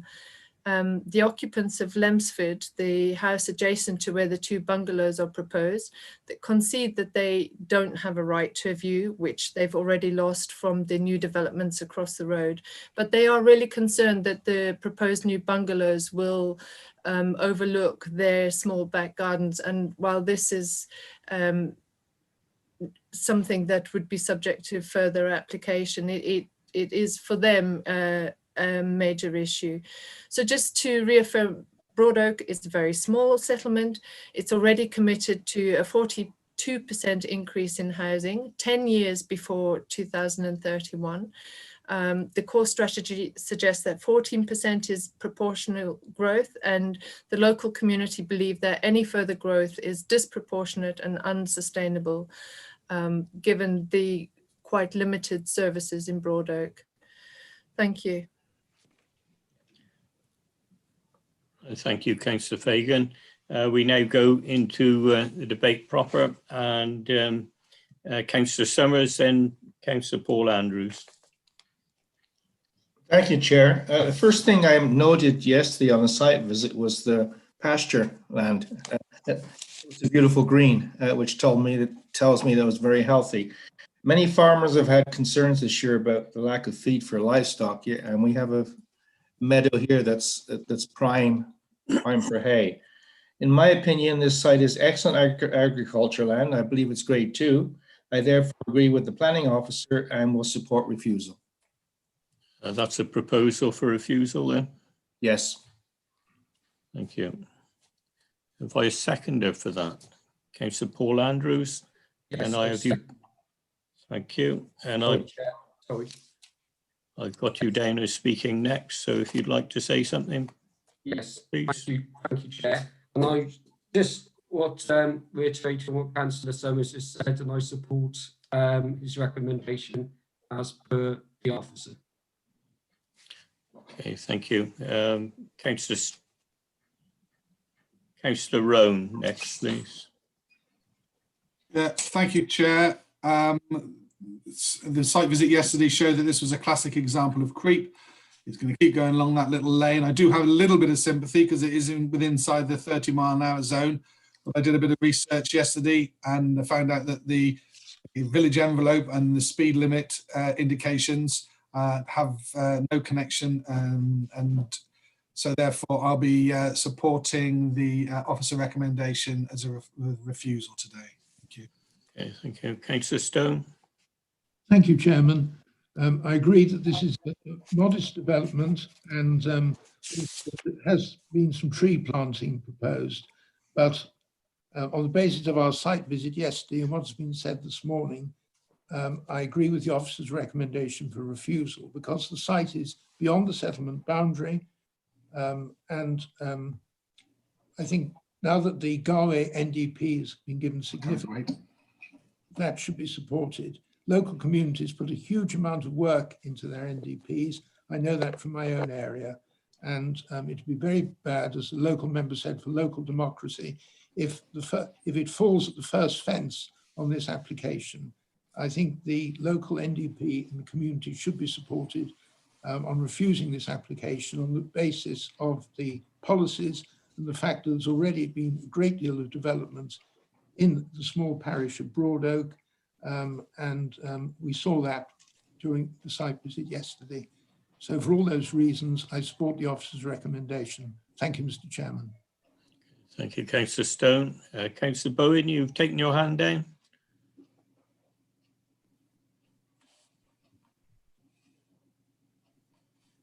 I'll move across to Councillor Wilding then, please. Thank you, Chair. I actually applaud Mr. Partridge's efforts in regard to this application. I'm also interested to hear that he said in passing that he'd stopped dairy farming, and I'd like to encourage that. So that's the main reason I'd like to support this application. However, I know a large number of objections from local residents. I don't want to ignore that. So in summary, I think I'm going to abstain in the vote, but I feel very torn by this application. I'd like to encourage Mr. Partridge to look at other ways to develop this site that the local community could endorse. Thanks. Okay, thank you, Councillor Wilding. Councillor Johnson. Thank you, Chairman.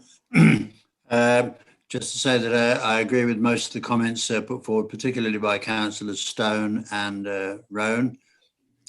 It does look like ribbon development to me, but above all, I will support the officer's recommendation because it has the backing of the majority of the people who've taken the trouble to respond, the residents.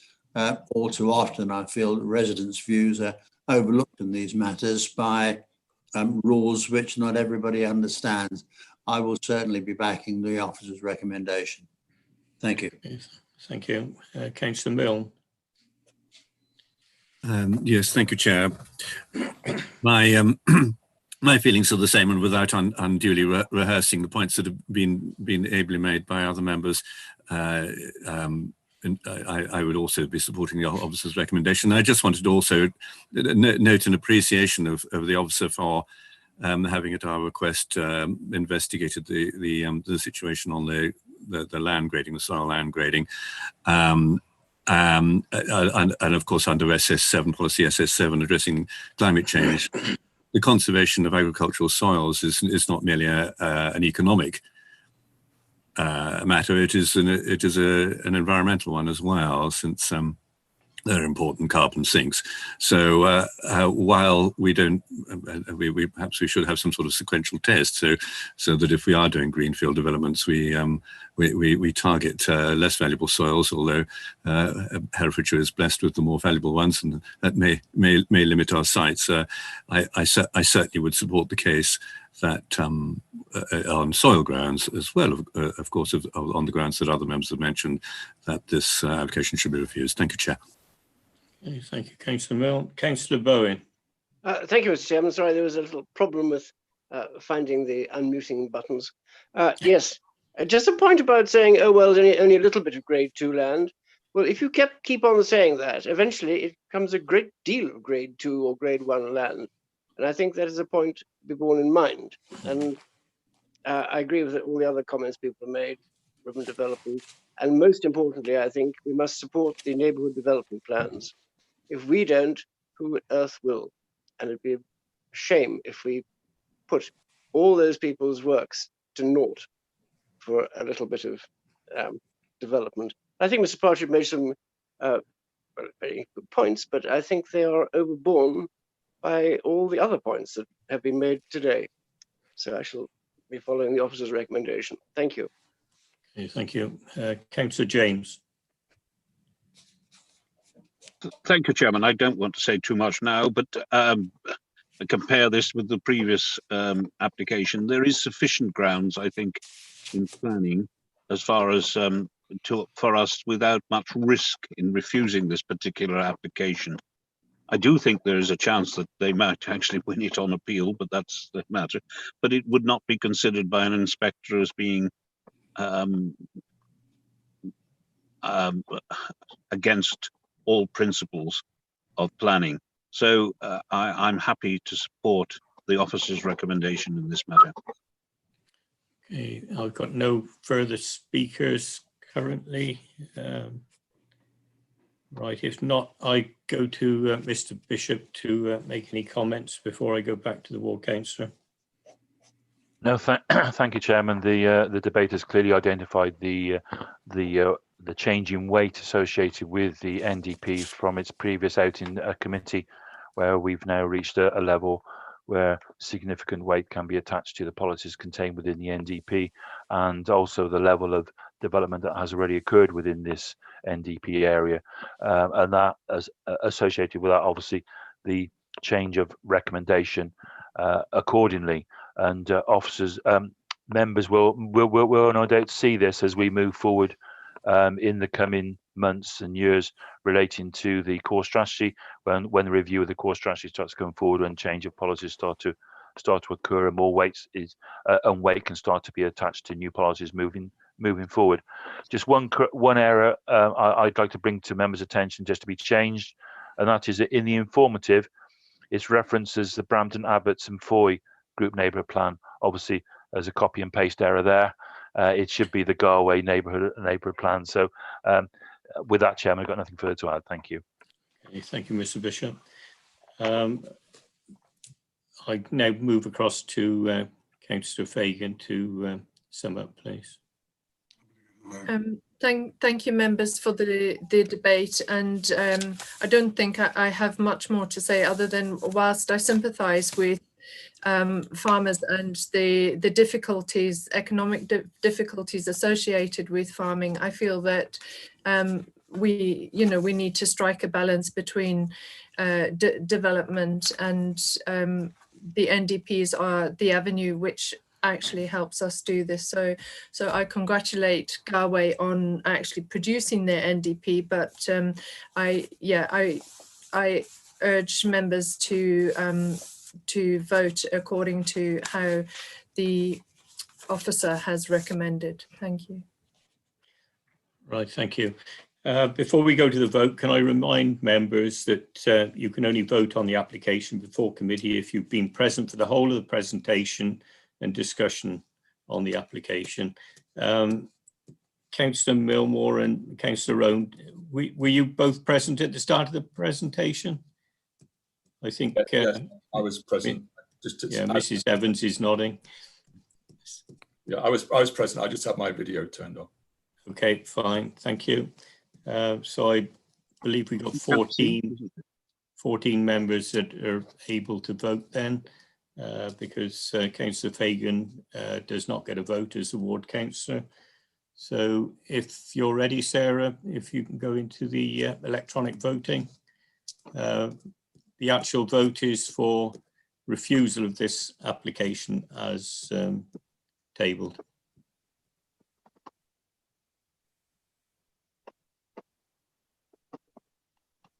Thank you, Chair. The voting screen should be appearing on your screen momentarily.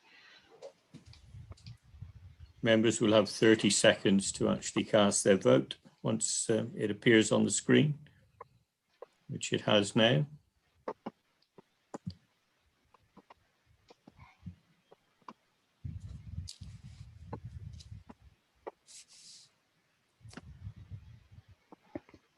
I can confirm all 14 votes have been cast, Chairman.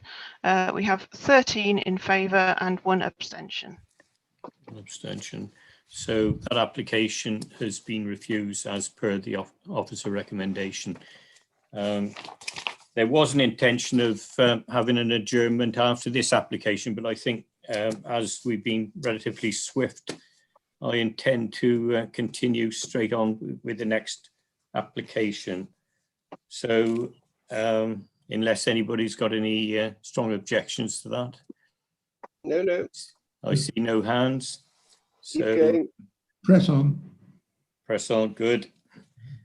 So for item 8 on the agenda, we have as a virtual attendee, Mr.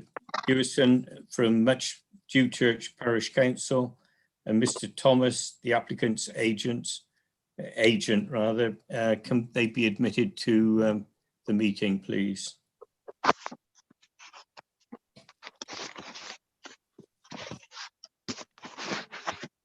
Right. Councillor Paul Andrews, you wanted to make a comment? Yes, it's Witherton Group Parish Council.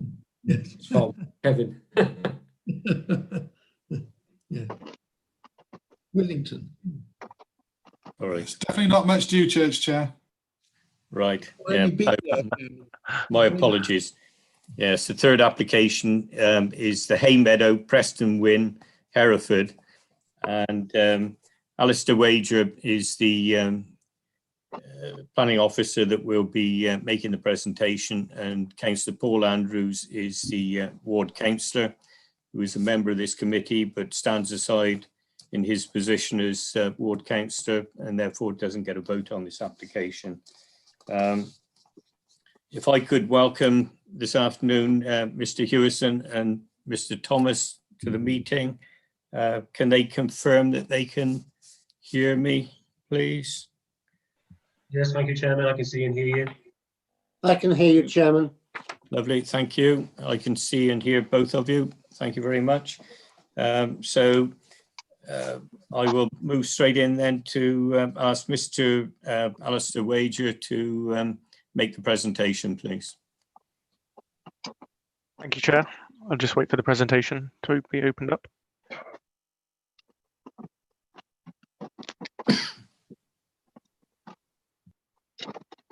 Perfect. This detailed planning application relates to land at Hay Meadow, Preston Wynn, which is indicated with a star on the map shown. The application seeks planning permission for the erection of an outbuilding for purposes incidental to the enjoyment of the dwelling house and the change of use of the area of land to form part of the residential curtilage of the dwelling house. Members will note that this application was previously brought before the committee in July, when members deferred the determination of the application to undertake a site visit. This site visit took place yesterday. Next slide, please. Preston Wynn is a small village situated to the north of the A465, Hereford to Bromyard Road, with the site being located within the Withington Neighbourhood Development Plan area. The application site is edged in red on the plan shown. It is accessed off the public highway via a modest private highway known locally as Marsh Lane. The majority of dwellings in the area are detached and set within ample curtilages, with a variety of outbuildings of various designs being seen in the area. The aerial image bottom right shows an overview of the site. However, members should note that the host dwelling had not been erected at the time this photo was taken, and it's shown to offer the wider context of the site. Next slide, please. This slide shows the location plan to the left, with the blue line denoting other land within the applicant's ownership, with the block plan as proposed shown on the right-hand side of the slide. The application predominantly relates to an area of land to the rear of the host dwelling, beyond the existing domestic garden, all of which is currently laid to grass. The host dwelling itself was granted consent in 2016 and includes an area of gravel to the fore. An existing garage is also in front of the host of the dwelling. Next slide, please. To offer context, this site photo is taken from within the existing garden of Hay Meadows, looking up to the north and across the application site. The post and rail fence that is visible is the current boundary of the residential garden. Next slide, please. The top left site photo is taken looking east across the site of the proposed outbuilding. The bottom right site photo is taken at the boundary fence of the existing garden looking south towards the host dwelling. Next slide, please. This site photo shows the application site looking south towards the host dwelling. To the left of the site photo, the oak tree that can be seen, which is referred to at paragraph 6.24 of the officer report. The oak tree lies on adjoining land in third-party ownership and forms part of the curtilage of Yew Tree House, which lies to the east of the host dwelling. The centre of the tree is considered to be approximately 20 metres from the edge of the application site, with the canopy extent being circa 12 metres from the edge of the application site. Officers consider that the proposed building would not have an adverse impact on the existing oak tree in the adjoining garden due to the separation distance between the tree and the proposed development. Next slide, please. This slide shows the proposed elevation and floor plan. The form of the outbuilding proposed would consist of a shallow dual-pitched roof covering a storage building with a width of circa 15 metres and a planned depth of approximately 11 metres, with a height to the ridge of just under 4 metres. The proposal would be clad in horizontal timber cladding on a red brick plinth, with the roof being made up of black insulated panels and rainwater goods also being finished in black. Officers note policy P4 of the Withington Neighbourhood Development Plan, which relates to local distinctiveness, housing layout and design. Criteria D, which sets out that garaging should be set behind the principal elevation of dwellings and not visually dominant in the street scene. The proposed outbuilding is considered to accord with this requirement of the NDP. The proposal is considered to be of an acceptable design and form that accords with the expectations of the development plan in this regard, with the amenity of neighbouring dwelling houses being preserved, according with policy SD1 and LD1 of the core strategy and the provisions of policy P4 of the Withington NDP in this regard. Next slide, please. The proposed outbuilding would be sited approximately 30 metres to the rear of the existing dwelling, with all access arrangements being down the side of the host dwelling.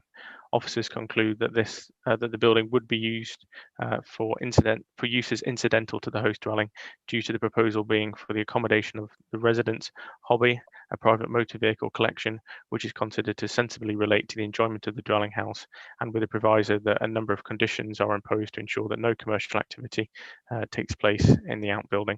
It's considered to be acceptable in this regard. As noted in the comments from the council's archaeologist, which are included in the update element of the officer report, the county's historic environment record does identify the proposal as falling within the general area of relict medieval open field pattern. Officers note that the remnant field, medieval open field, is a relatively common feature in the Herefordshire landscape, with the development not directly affecting the hedges involved, and so they would be preserved. There are no designated heritage assets in the vicinity of the application.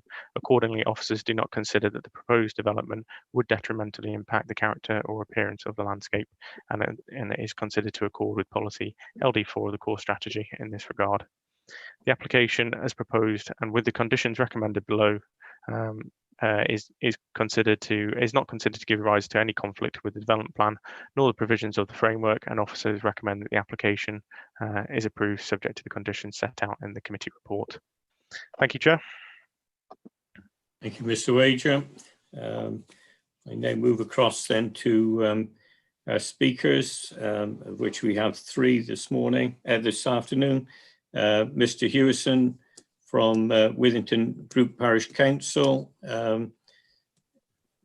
Mr. O'Neill, who is a local resident, who's made a written statement, and then Mr. Thomas, the applicant's agent, who will also is a virtual attendee. So we'll start with Mr. Hewison from Withington Group Parish Council, and I remind you that you've got 3 minutes for your presentation, and in your own time, please. Thank you, Mr. Chair. I'm speaking on behalf of Withington Group Parish Council to confirm our objection to the original and the amended planning application. We consider the size of the proposed building is excessive in both height, width and length, and is therefore beyond that which would normally be described as ancillary to the dwelling house, as there already is a substantial garage on site. We have also taken into consideration the lower height, but if approved, this size of building in such a rural setting would not protect the general character and amenities of the area and have a negative impact on the residential properties surrounding it. Hence, you've got a written suggestion from a neighbour. I don't think anybody's asked the oak tree for their views. The plans show that an access road exists where it does not. The current access runs to the rear of the house only, and a new access road would need to be built where there's a hard standing area. Also, Marsh Lane is a private no-through road, which all the residents maintain at personal costs, and obviously all the residents use that lane. And such a building is considered to increase the volume and nature of the vehicles using the lane to access the proposed building. You are aware that we already have a neighbourhood development plan settlement boundary, which was approved by Herefordshire Council in October 2020. And therefore, the rural development policies apply, which would be against this proposal. Also, there is the aspect of noise. Maintaining motor vehicles would generate noise, and therefore the possible repair and restoration of vehicles in close proximity to the other properties would create additional noise, and it could be at any time of the day and or night.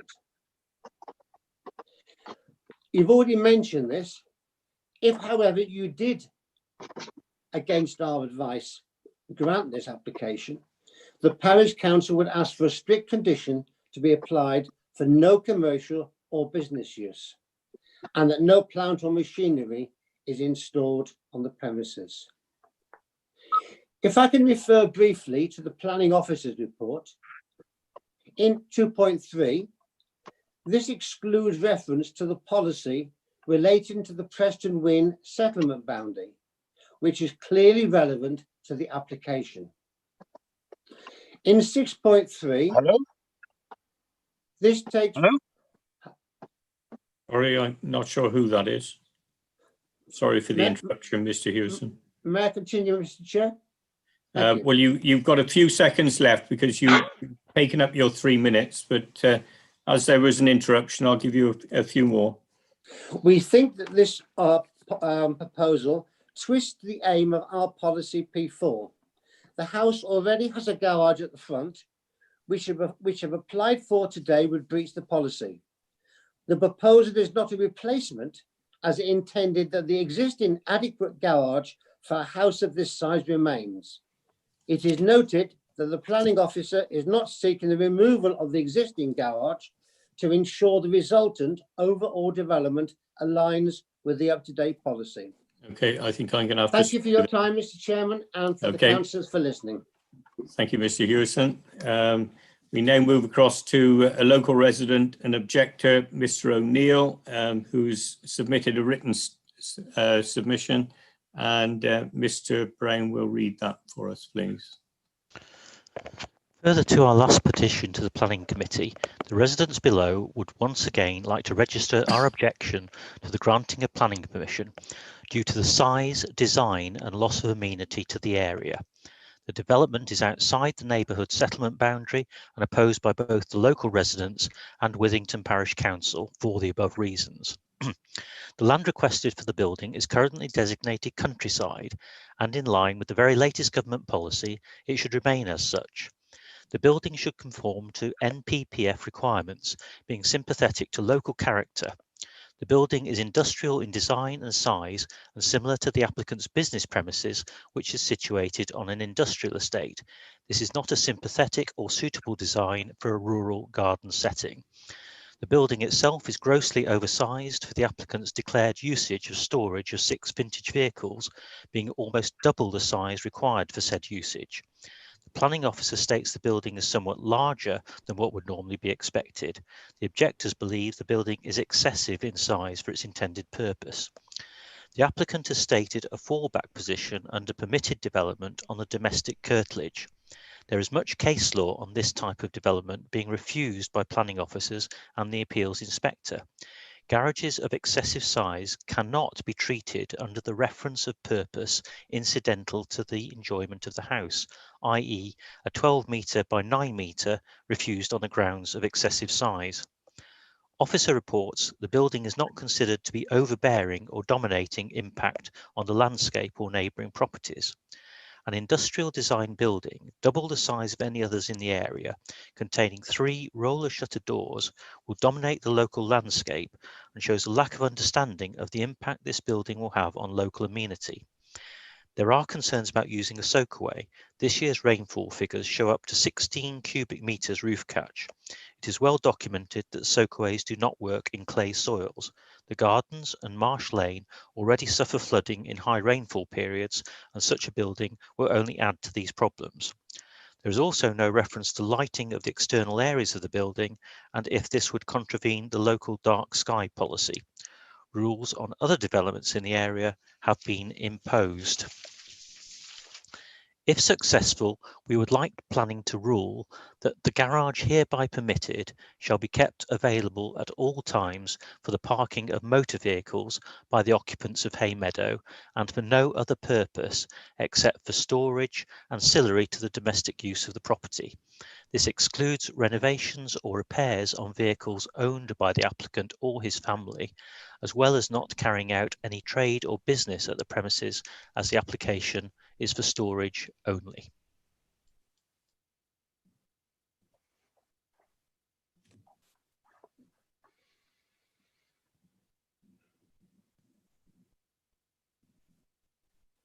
You're muted, John.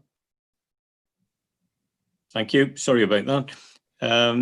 Thank you, Mr. Brown. And I now move across to Mr. Thomas, the applicant's agent. You have 3 minutes in your own time, please.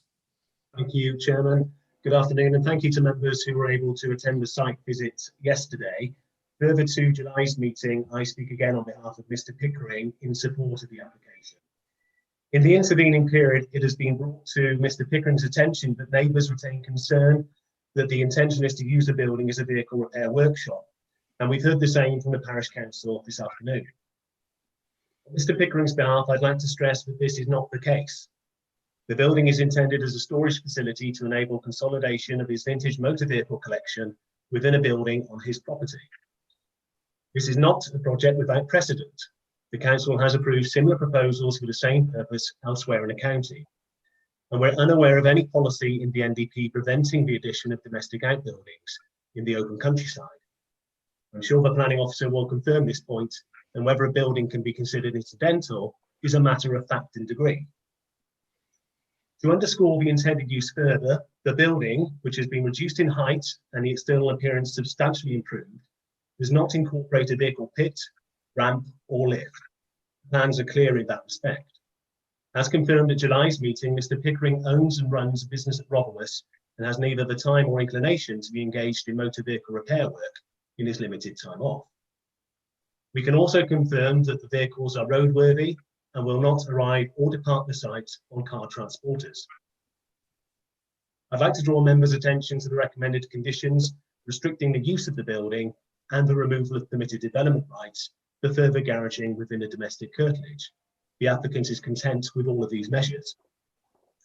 As per the officer's update, the council's archaeological advisor has responded to confirm there are no heritage-based reasons for objection to the proposal, and there are no other technical objections from consultees.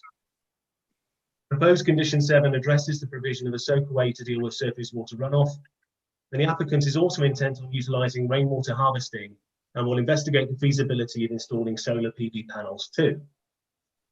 It has already been established that the proposal would have no bearing on the root protection area of the oak tree on adjoining land, and the application proposes additional native species landscaping, which again is required by condition. Overall, our conclusion is that the proposal, subject to the recommended conditions, accords with the provisions of the development plan, and we agree entirely with the officer's recommendation to approve the application. Thank you. Okay, thank you, Mr. Thomas. Mr. Hewison and Mr. Thomas, you'll be removed or moved back into the waiting room. You've got the opportunity to view the rest of the meeting on the YouTube channel. But thank you very much for your input this afternoon, and I wish you well.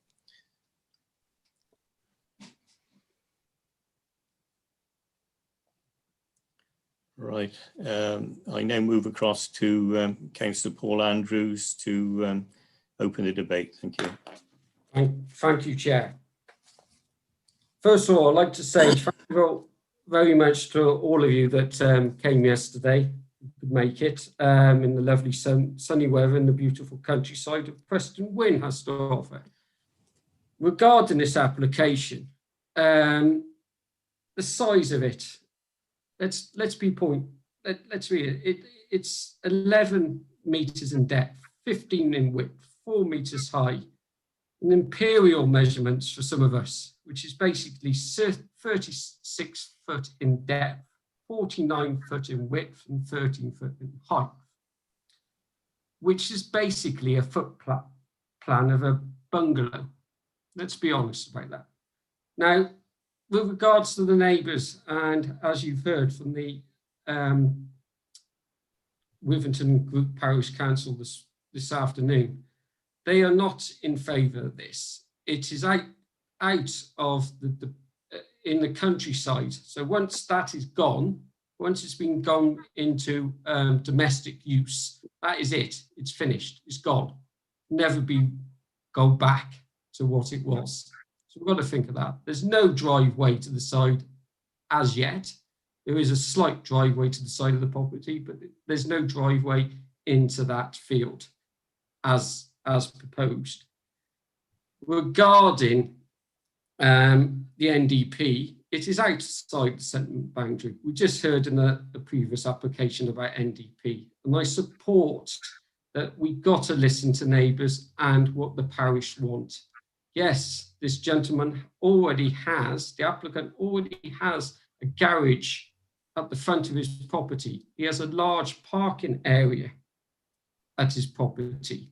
So I don't know what he uses his existing garage for. I can't comment on that, and obviously we're not allowed to bring that in. But you've got to think of this building. It is not a garage. It is a commercial building in principle.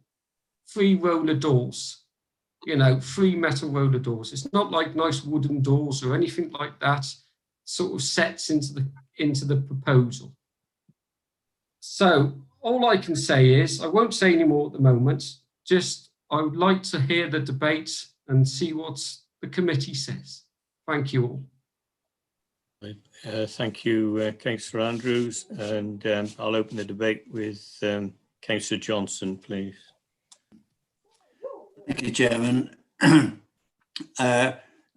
What I didn't understand yesterday is that the stated purpose is for the owner of the property to pursue his hobby, collecting vehicles.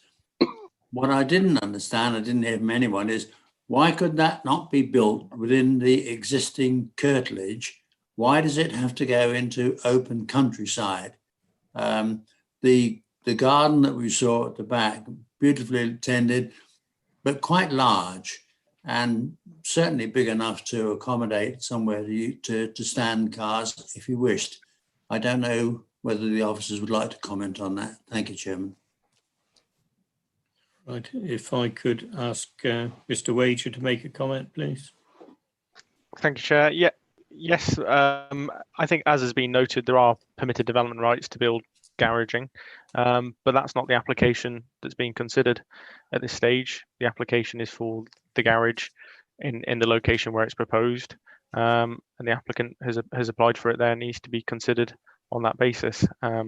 Members may note that there are permitted development rights for garages incidental to dwellings, so there could be scope for garaging of this size to be built the other side of the post and rail fence, but that's not what's proposed at this stage. There's a planning application for the garage in its current location, and there is a condition included in the recommendations to remove any future permitted development rights for any garaging in the curtilage. Thank you for that, Mr. Wager. Does that answer your question, Councillor Johnson? Thank you, Chairman. Thank you, Mr. Wager. Okay, thank you. Councillor Foxton.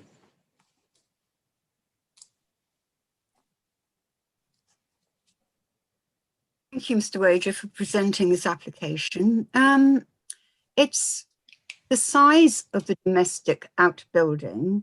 It's akin to the size of a commercial garage. 3 roller doors, a very imposing building on the landscape. There's likely to be considerable noise movement of vehicles. When vehicles are stored garage, they will need maintenance and will be worked on.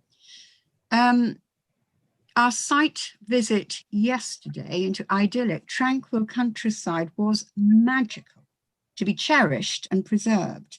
Now, the proposal is fine, a brilliant hobby, but the location is inappropriate.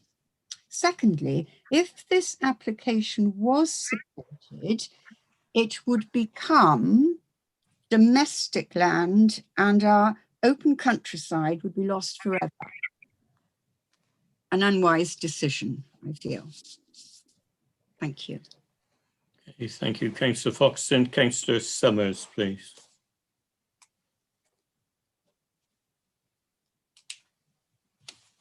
You're muted, Councillor Summers. Myself. Apologies, Chair. I noticed at the site visit, there's a lot of property behind the house, and which suggested that if this was to me, if this was something to do with residential, it should be moved closer to the house. It would be easy to get to. I noticed that it's being rezoned from agriculture to residential, which I think, to be perfectly honest, it probably should be rezoned from residential to commercial, because that's what it sounds like, a commercial enterprise. And in the country, that's happens, I'm afraid, quite a bit. As far as the oak tree is concerned, it states that we're sufficient distance away from the oak tree, but who decided what was sufficient distance? I know there's measurements involved. If we were going to put, if I was going to put a building that far back, I would put it on the other side, much further away from the oak tree.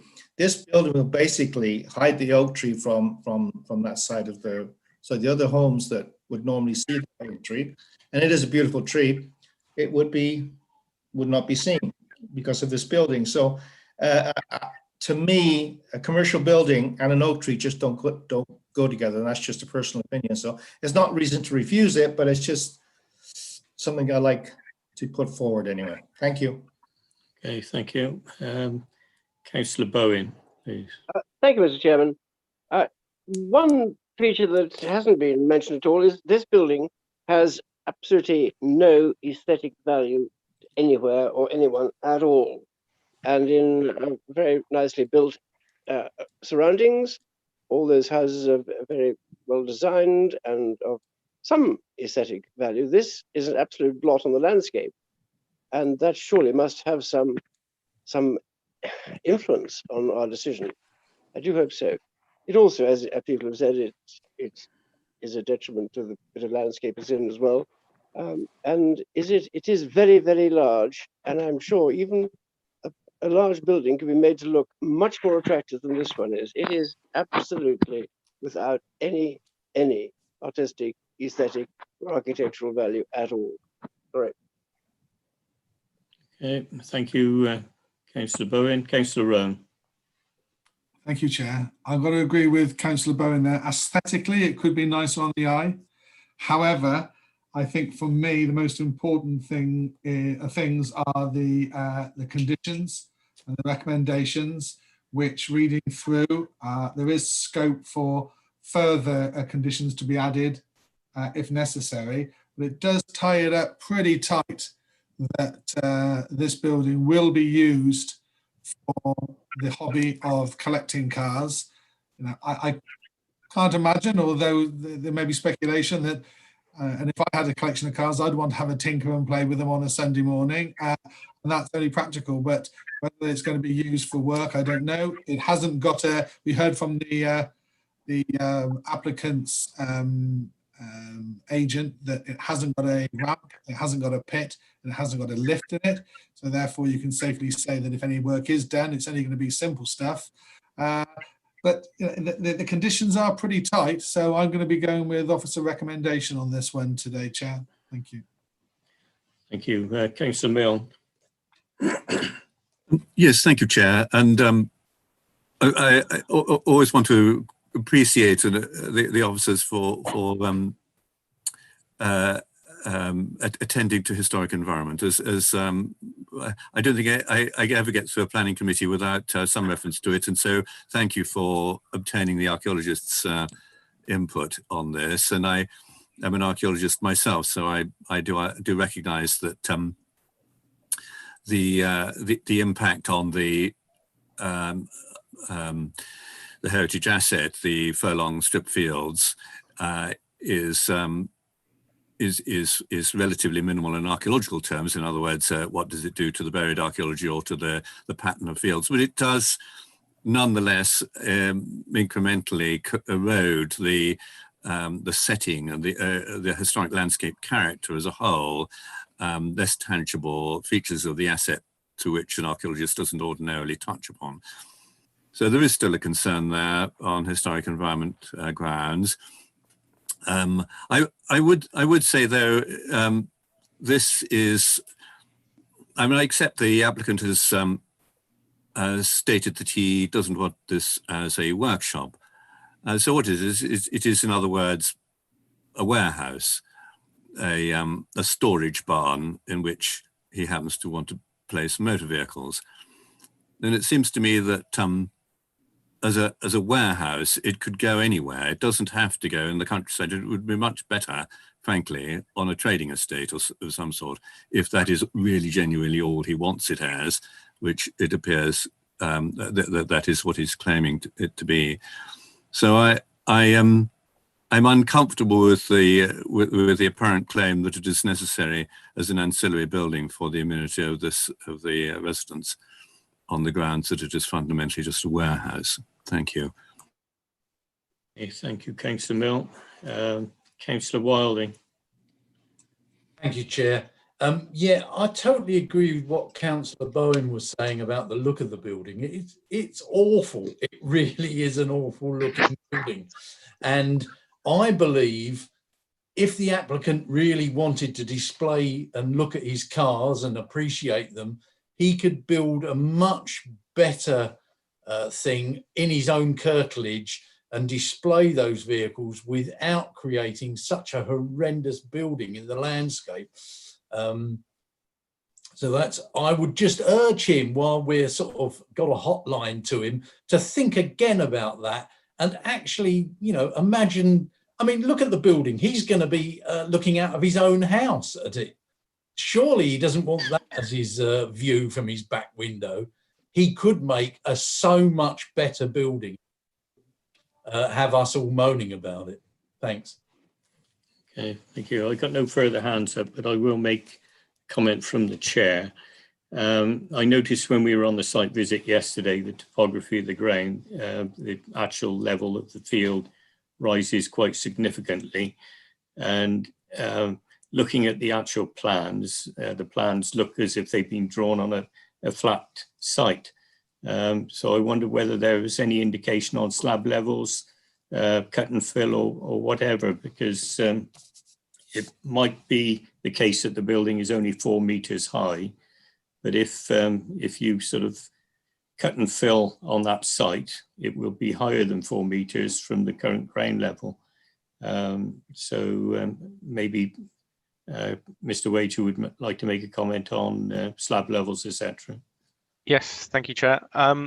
I think in terms of slab levels, like you know, the plans are drawn as if they were on a flat horizontal plane. But I think a condition could be included if the committee was minded as a pre-commencement condition to require those details before any development took place, to ensure that those details are tied down and that the building would be cut in into the slope slightly so that it wouldn't have undue massing in that regard. Thank you for that, Mr. Wager. I'm minded that we've got no further speakers registered at the moment, and we've not actually tabled any recommendation at this moment in time. So I'm not sure if we got any volunteers. Councillor James, please.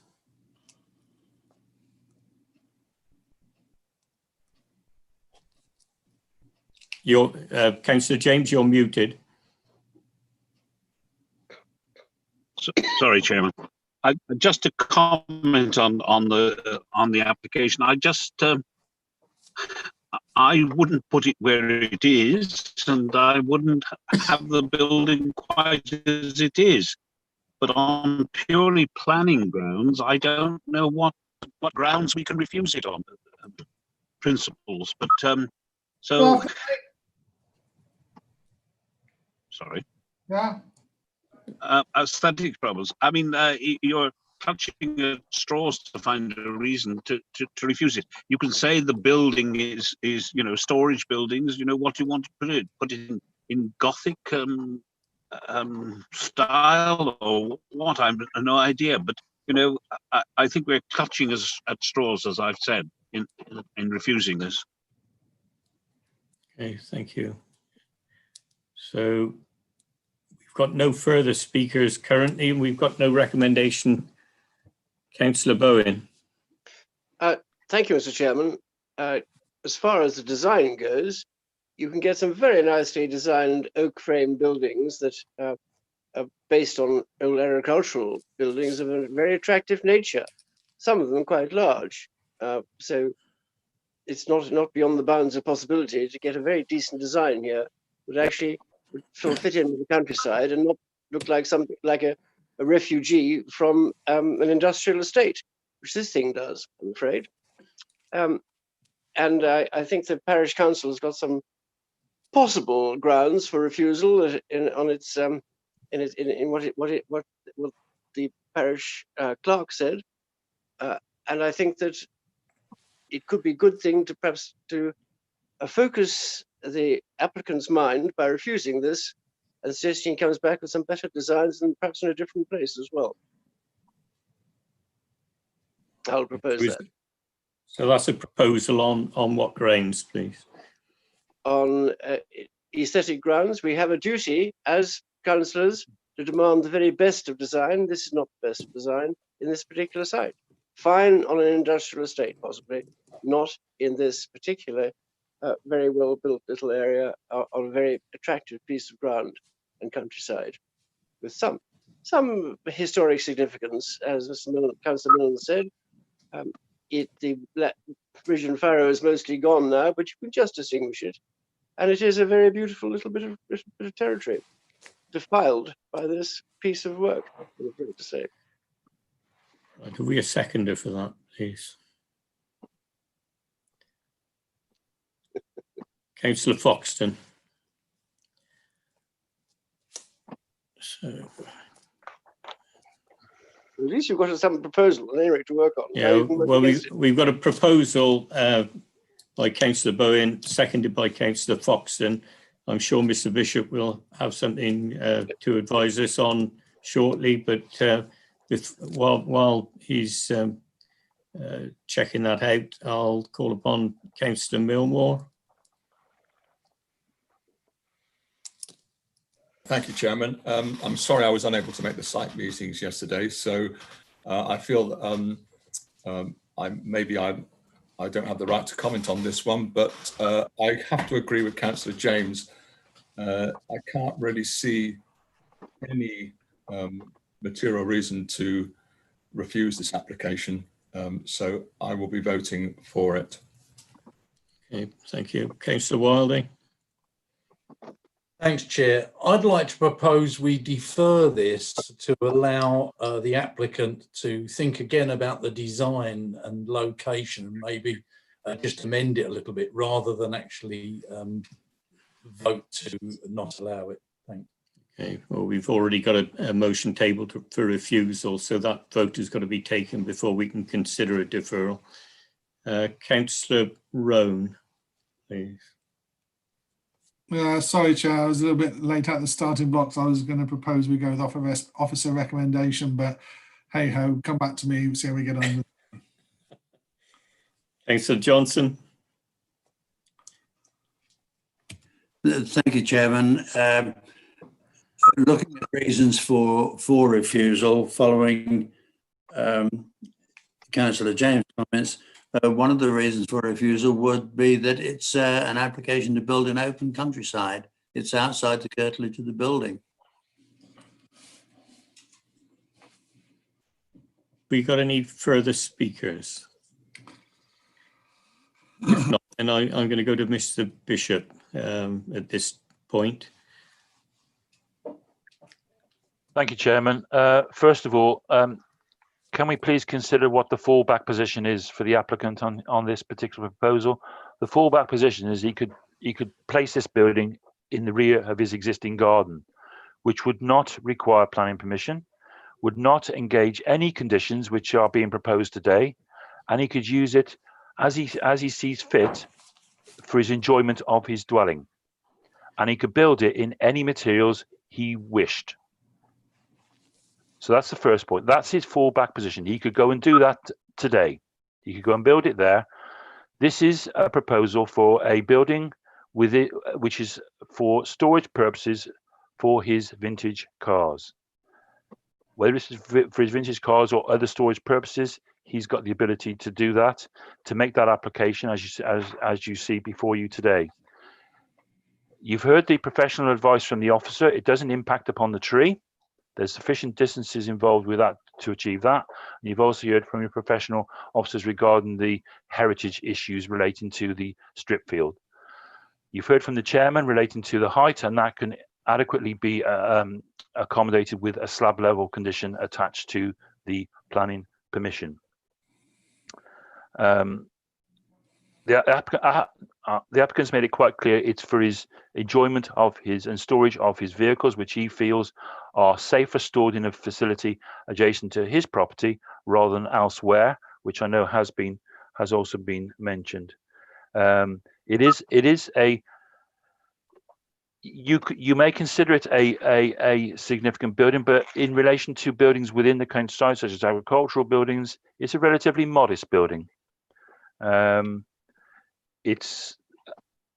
the other factor which I would relation to the fallback position, if he did decide to then build a building in the back of his garden, that would bring that building closer to adjoining residents, and the potential impact that may have on those residents with the building being closer. Thank you, Chairman. Thank you. I think they're quite salient points we need to consider.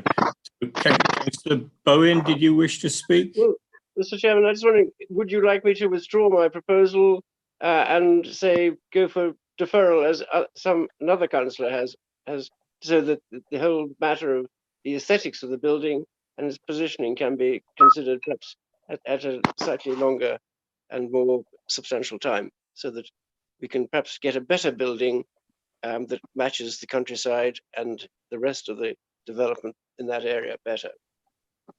I'm prepared to withdraw.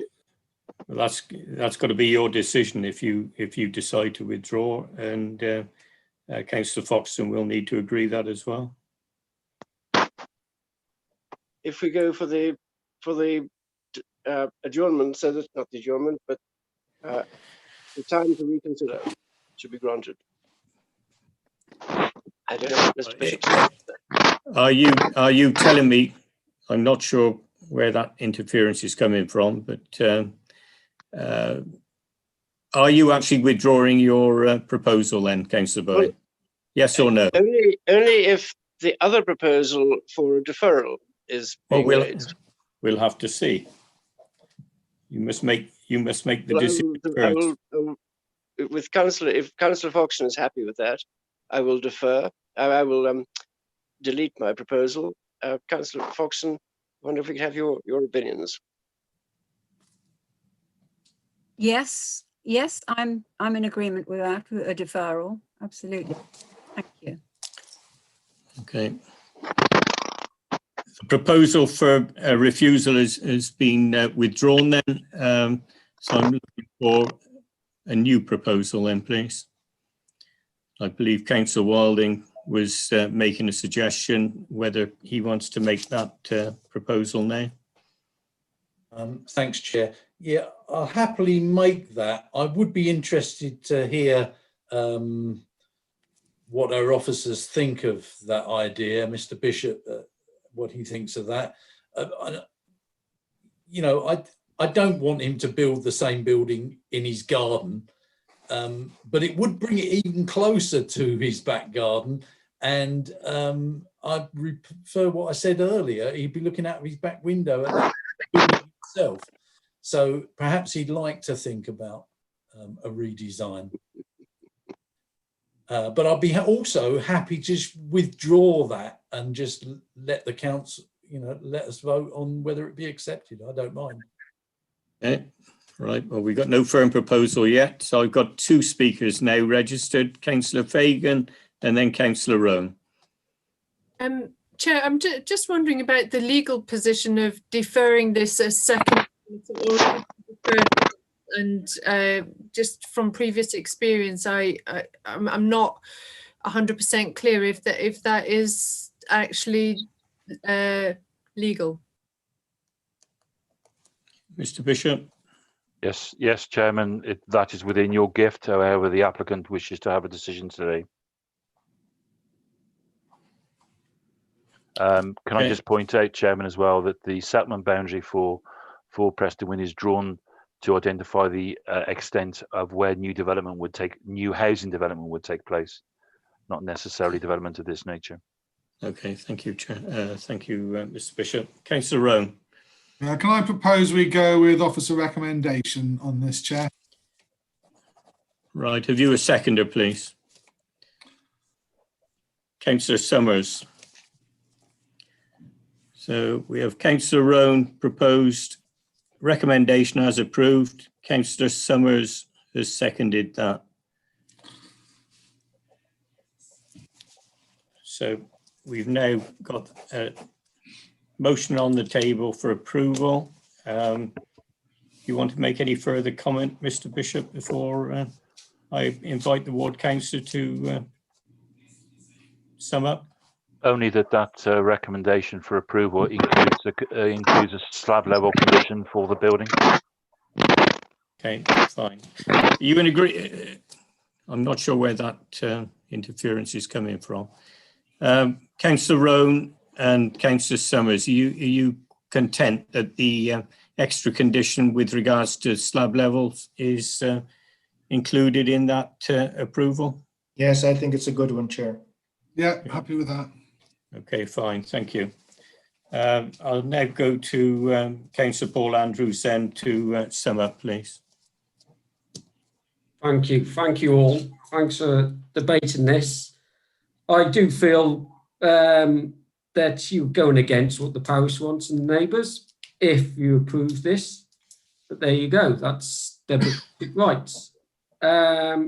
I like the way the agent suddenly comes in. I did forget to say this in the opening speech of suddenly again mentioning, oh, the applicant might put some solar panels and water catchments. You know, I've heard this so many times in these debates, suddenly things coming on which is not anything to do with the application. But if it does happen, I agree with it. We need to catch water, we need solar panels. I hope if this is approved by the committee, that enforcement makes sure that the conditions are upheld, because I've seen so many times of applications go through and no enforcement happens, which is a great shame for our county and lets down all of us. So I do emphasise that. Like I say, the applicant has got garage in there already. So that's all I'm going to say. I look forward to the vote. Thank you all. Thank you, Councillor Andrews. Now we have tabled then a motion for approval of this application with the additional condition with regards to slab levels. Can Sarah please confirm how many members are available to vote, please? I believe it's 14. Chairman, could I ask a question? Not really. I think we finished the debate.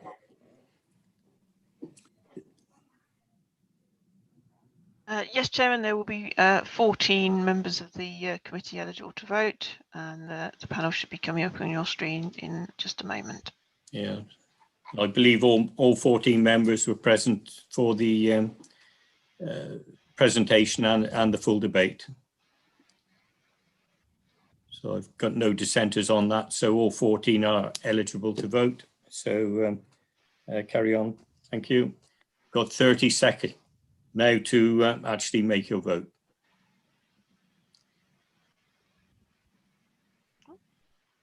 It's disappeared off the screen. Yes, I think somebody may have inadvertently closed that, so I'll just I'll relaunch that if people would be. Right. So if you make your vote within the next 30 seconds, recommendation for approval of this application.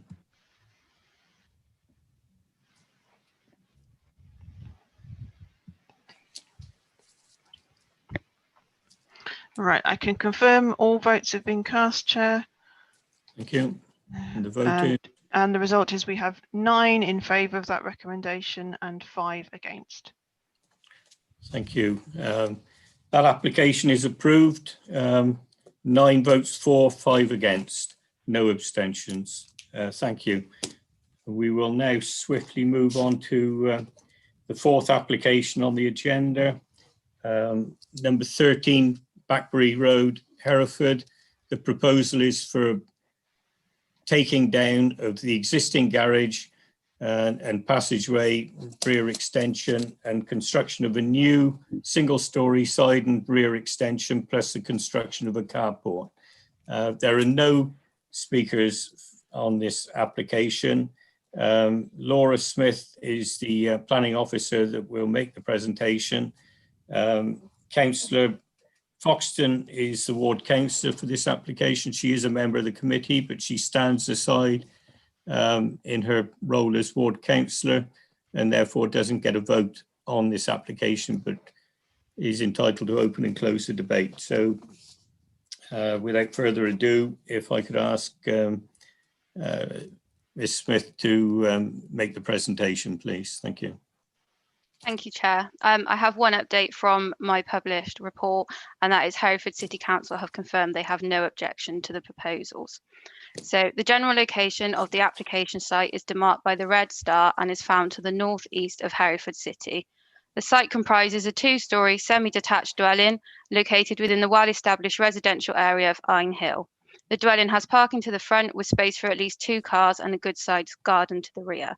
Next slide, please. In slightly more detail, this slide shows the full extent of the red line boundary of the application site, as well as its relationship with the immediate neighbouring dwellings and the wider residential area. Next slide, please. This slide shows the full details of the proposals, with the existing block plan at the top of the slide and the detailed proposals at the bottom. Next slide, please. These elevations show the proposed single-storey wraparound extension with carport to the south of the property. The extension would be constructed of matching facing brickwork with interlocking clay tiles with polycarbonate roof panels for the carport. This will ensure continuity of appearance to the site and the surrounding street scene. Next slide, please. This slide shows the proposed floor plans of the scheme, incorporating a larger kitchen area, utility room with a downstairs shower room located to the front of the dwelling. This also shows the carport and the proposed side access to the property. Whilst noting the removal of the garage, the addition of the carport ensures that sufficient parking remains in place on site and there will be no adverse impact upon off-road parking provisions. Next slide, please. Moving on, this slide shows the photographs of the site as it exists, with the existing side and rear elements, and with the photograph to the bottom right of the screen showing the front elevation of the site as viewed from the roadside. Next slide, please. Thank you. In summary, the proposals are to be of matching materials, therefore harmonising with the host dwelling and the surrounding neighbouring properties. Due to the single-storey nature of the proposals, there is no adverse impact upon neighbouring dwellings, there is no impact on the existing parking provision, and there has also been no objections received to the site notice, and therefore approval is recommended. Thank you. Okay, thank you, Ms. Smith. Very clear presentation, thank you. We now move across then, no public speakers, so we move straight over to Councillor Foxton, the ward councillor, please. Thank you, Ms. Smith, for presenting a very clear application. The extension will be constructed from facing brickwork to match the host dwelling, creating a wraparound extension. Interlocking clay tiles, polycarbonate roof panels, to the carport will ensure continuity of appearance. In conclusion, proposed extension and carport is of an acceptable design, totally in keeping with the host dwelling and complying with core strategy policies, LD1, SD1 and MT1. Therefore, I recommend approval. Thank you. Okay, thank you, Councillor Foxton. We go into the debate then, and I have Councillor Polly Andrews first, please. Thank you, Chairman. This is a perfectly conventional extension of which we see many in Hereford City, and I'm happy to move the rest. Okay, thank you for that, Councillor Andrews. Can I have a seconder, please? Yeah. Right, Councillor Wilding, I think, put his hand up first. We move on then to Councillor Milne. Yes, thank you, Chair. I was simply to say that this is a well-considered application. It's nicely detailed. The materials are good. It has a better relationship with the site boundary than the existing girdle of buildings does. I appreciate the little details like the way the window head, the arch, semicircular arch window head on the extension on the front elevation picks up on that over the main door. It's well considered. It's got a nice pitch over it, a nice feel to it, and I'm very happy I will be supporting the officer's recommendation to approve. Thank you, Chair. Okay, thank you. Councillor Summers, please. Thank you, Chair. Can I recommend we go straight to the vote? You can. I've got no other speakers anyway, but if Mr. Bishop would like to make comment before we go to the vote, before I call the ward councillor, I should say. Only to congratulate the officer on her first presentation at committee, Chairman. Nothing further to add. Thank you. Yeah, and a very clear presentation. Well done. Right, we go back to Councillor Foxton just to sum up then, please. Okay, thank you, Ms. Smith, and welcome to planning. Yes, it's a very well considered application, a wraparound extension, all in keeping. So I recommend we go to the vote. Thank you. Okay, thank you, which is exactly what we will do. There's 14 members, I believe, that are eligible to vote because Councillor Foxton obviously doesn't get a vote as standing ward councillor. So if you could clarify that, please confirm that, Sarah, and set up the electronic voting, please. That is correct, Chairman. I have 14 members of the committee eligible to vote, and the voting panel will be coming up in just a moment. Thank you.